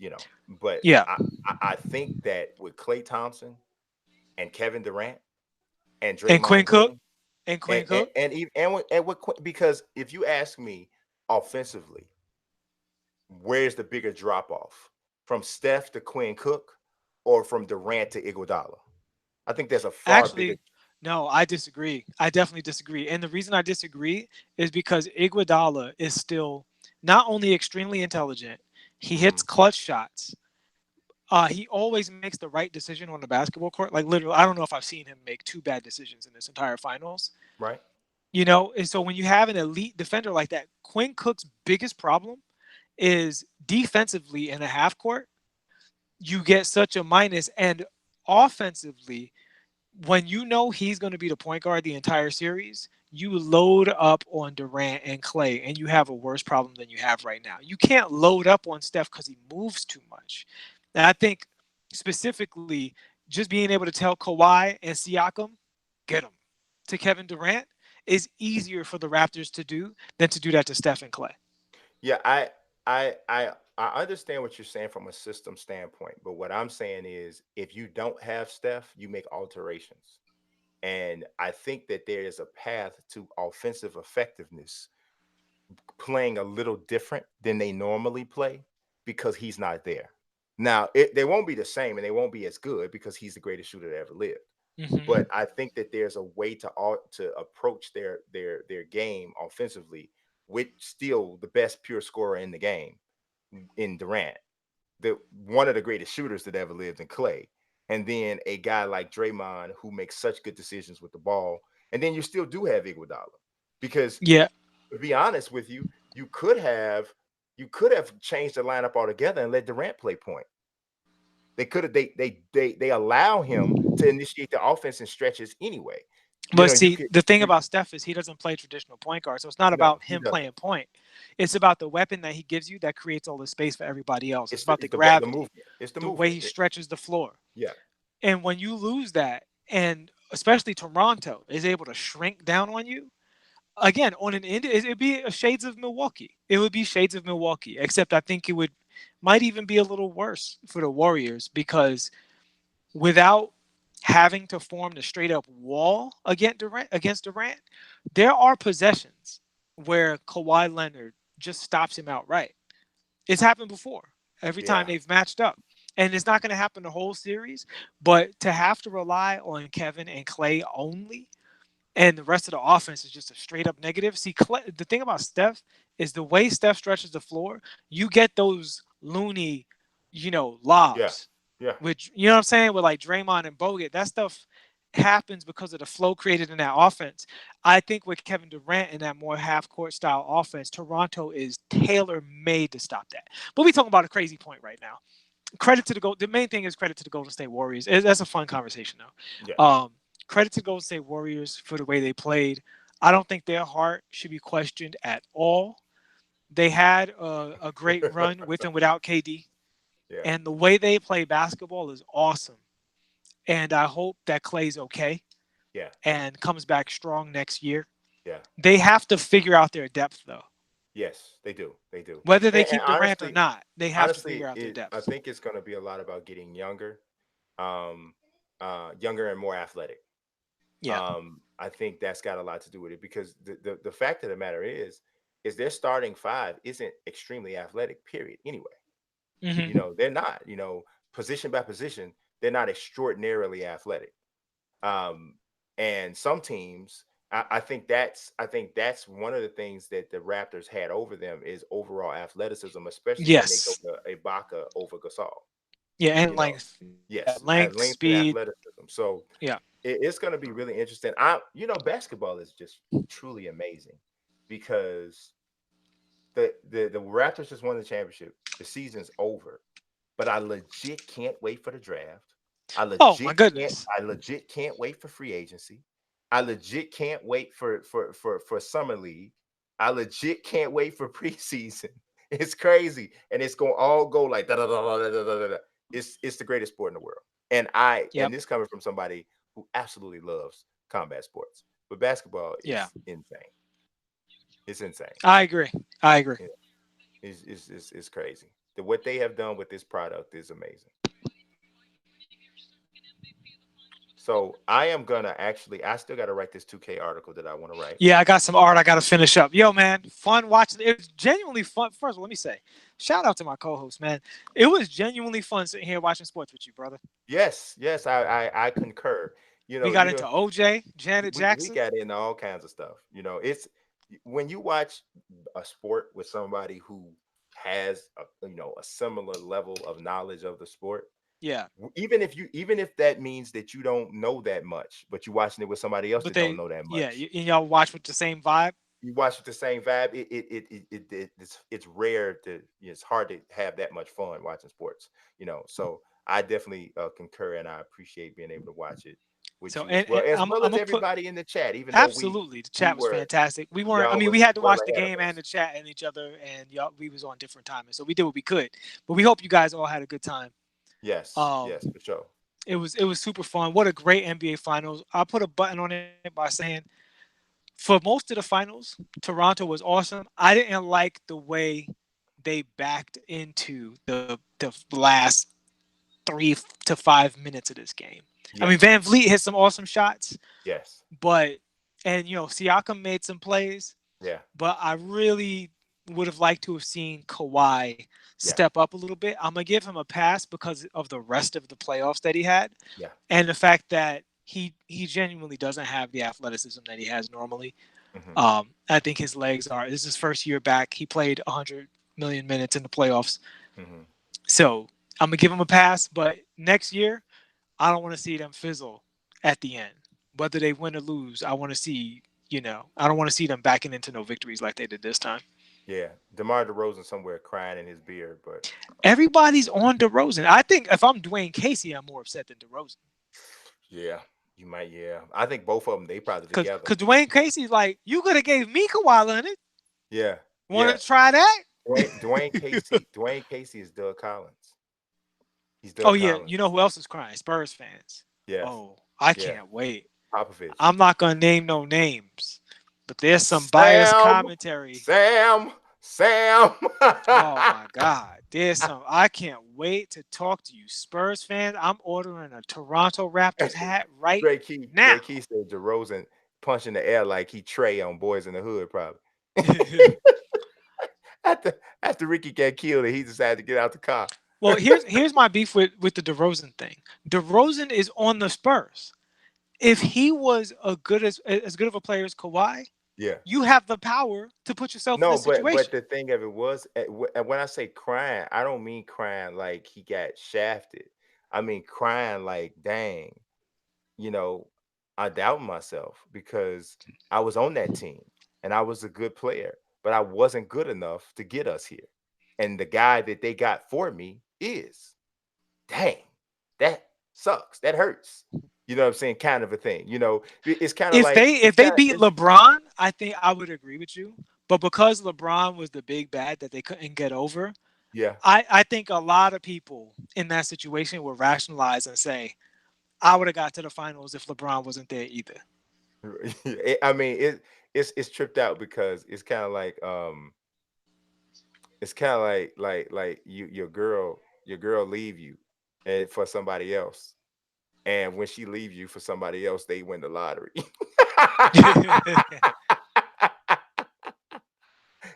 And y'all was struggling to eat, and she got with dude, and they won the freaking lottery, and you watching them on TV holding the big check. But you wasn't gonna win the lottery either. Right? 'Cause- and, Cause and, you and don't care spe- about the girl, you care about the lottery. right, and, you know what? I care about both. I want to send the and the money. But you a dirty dog.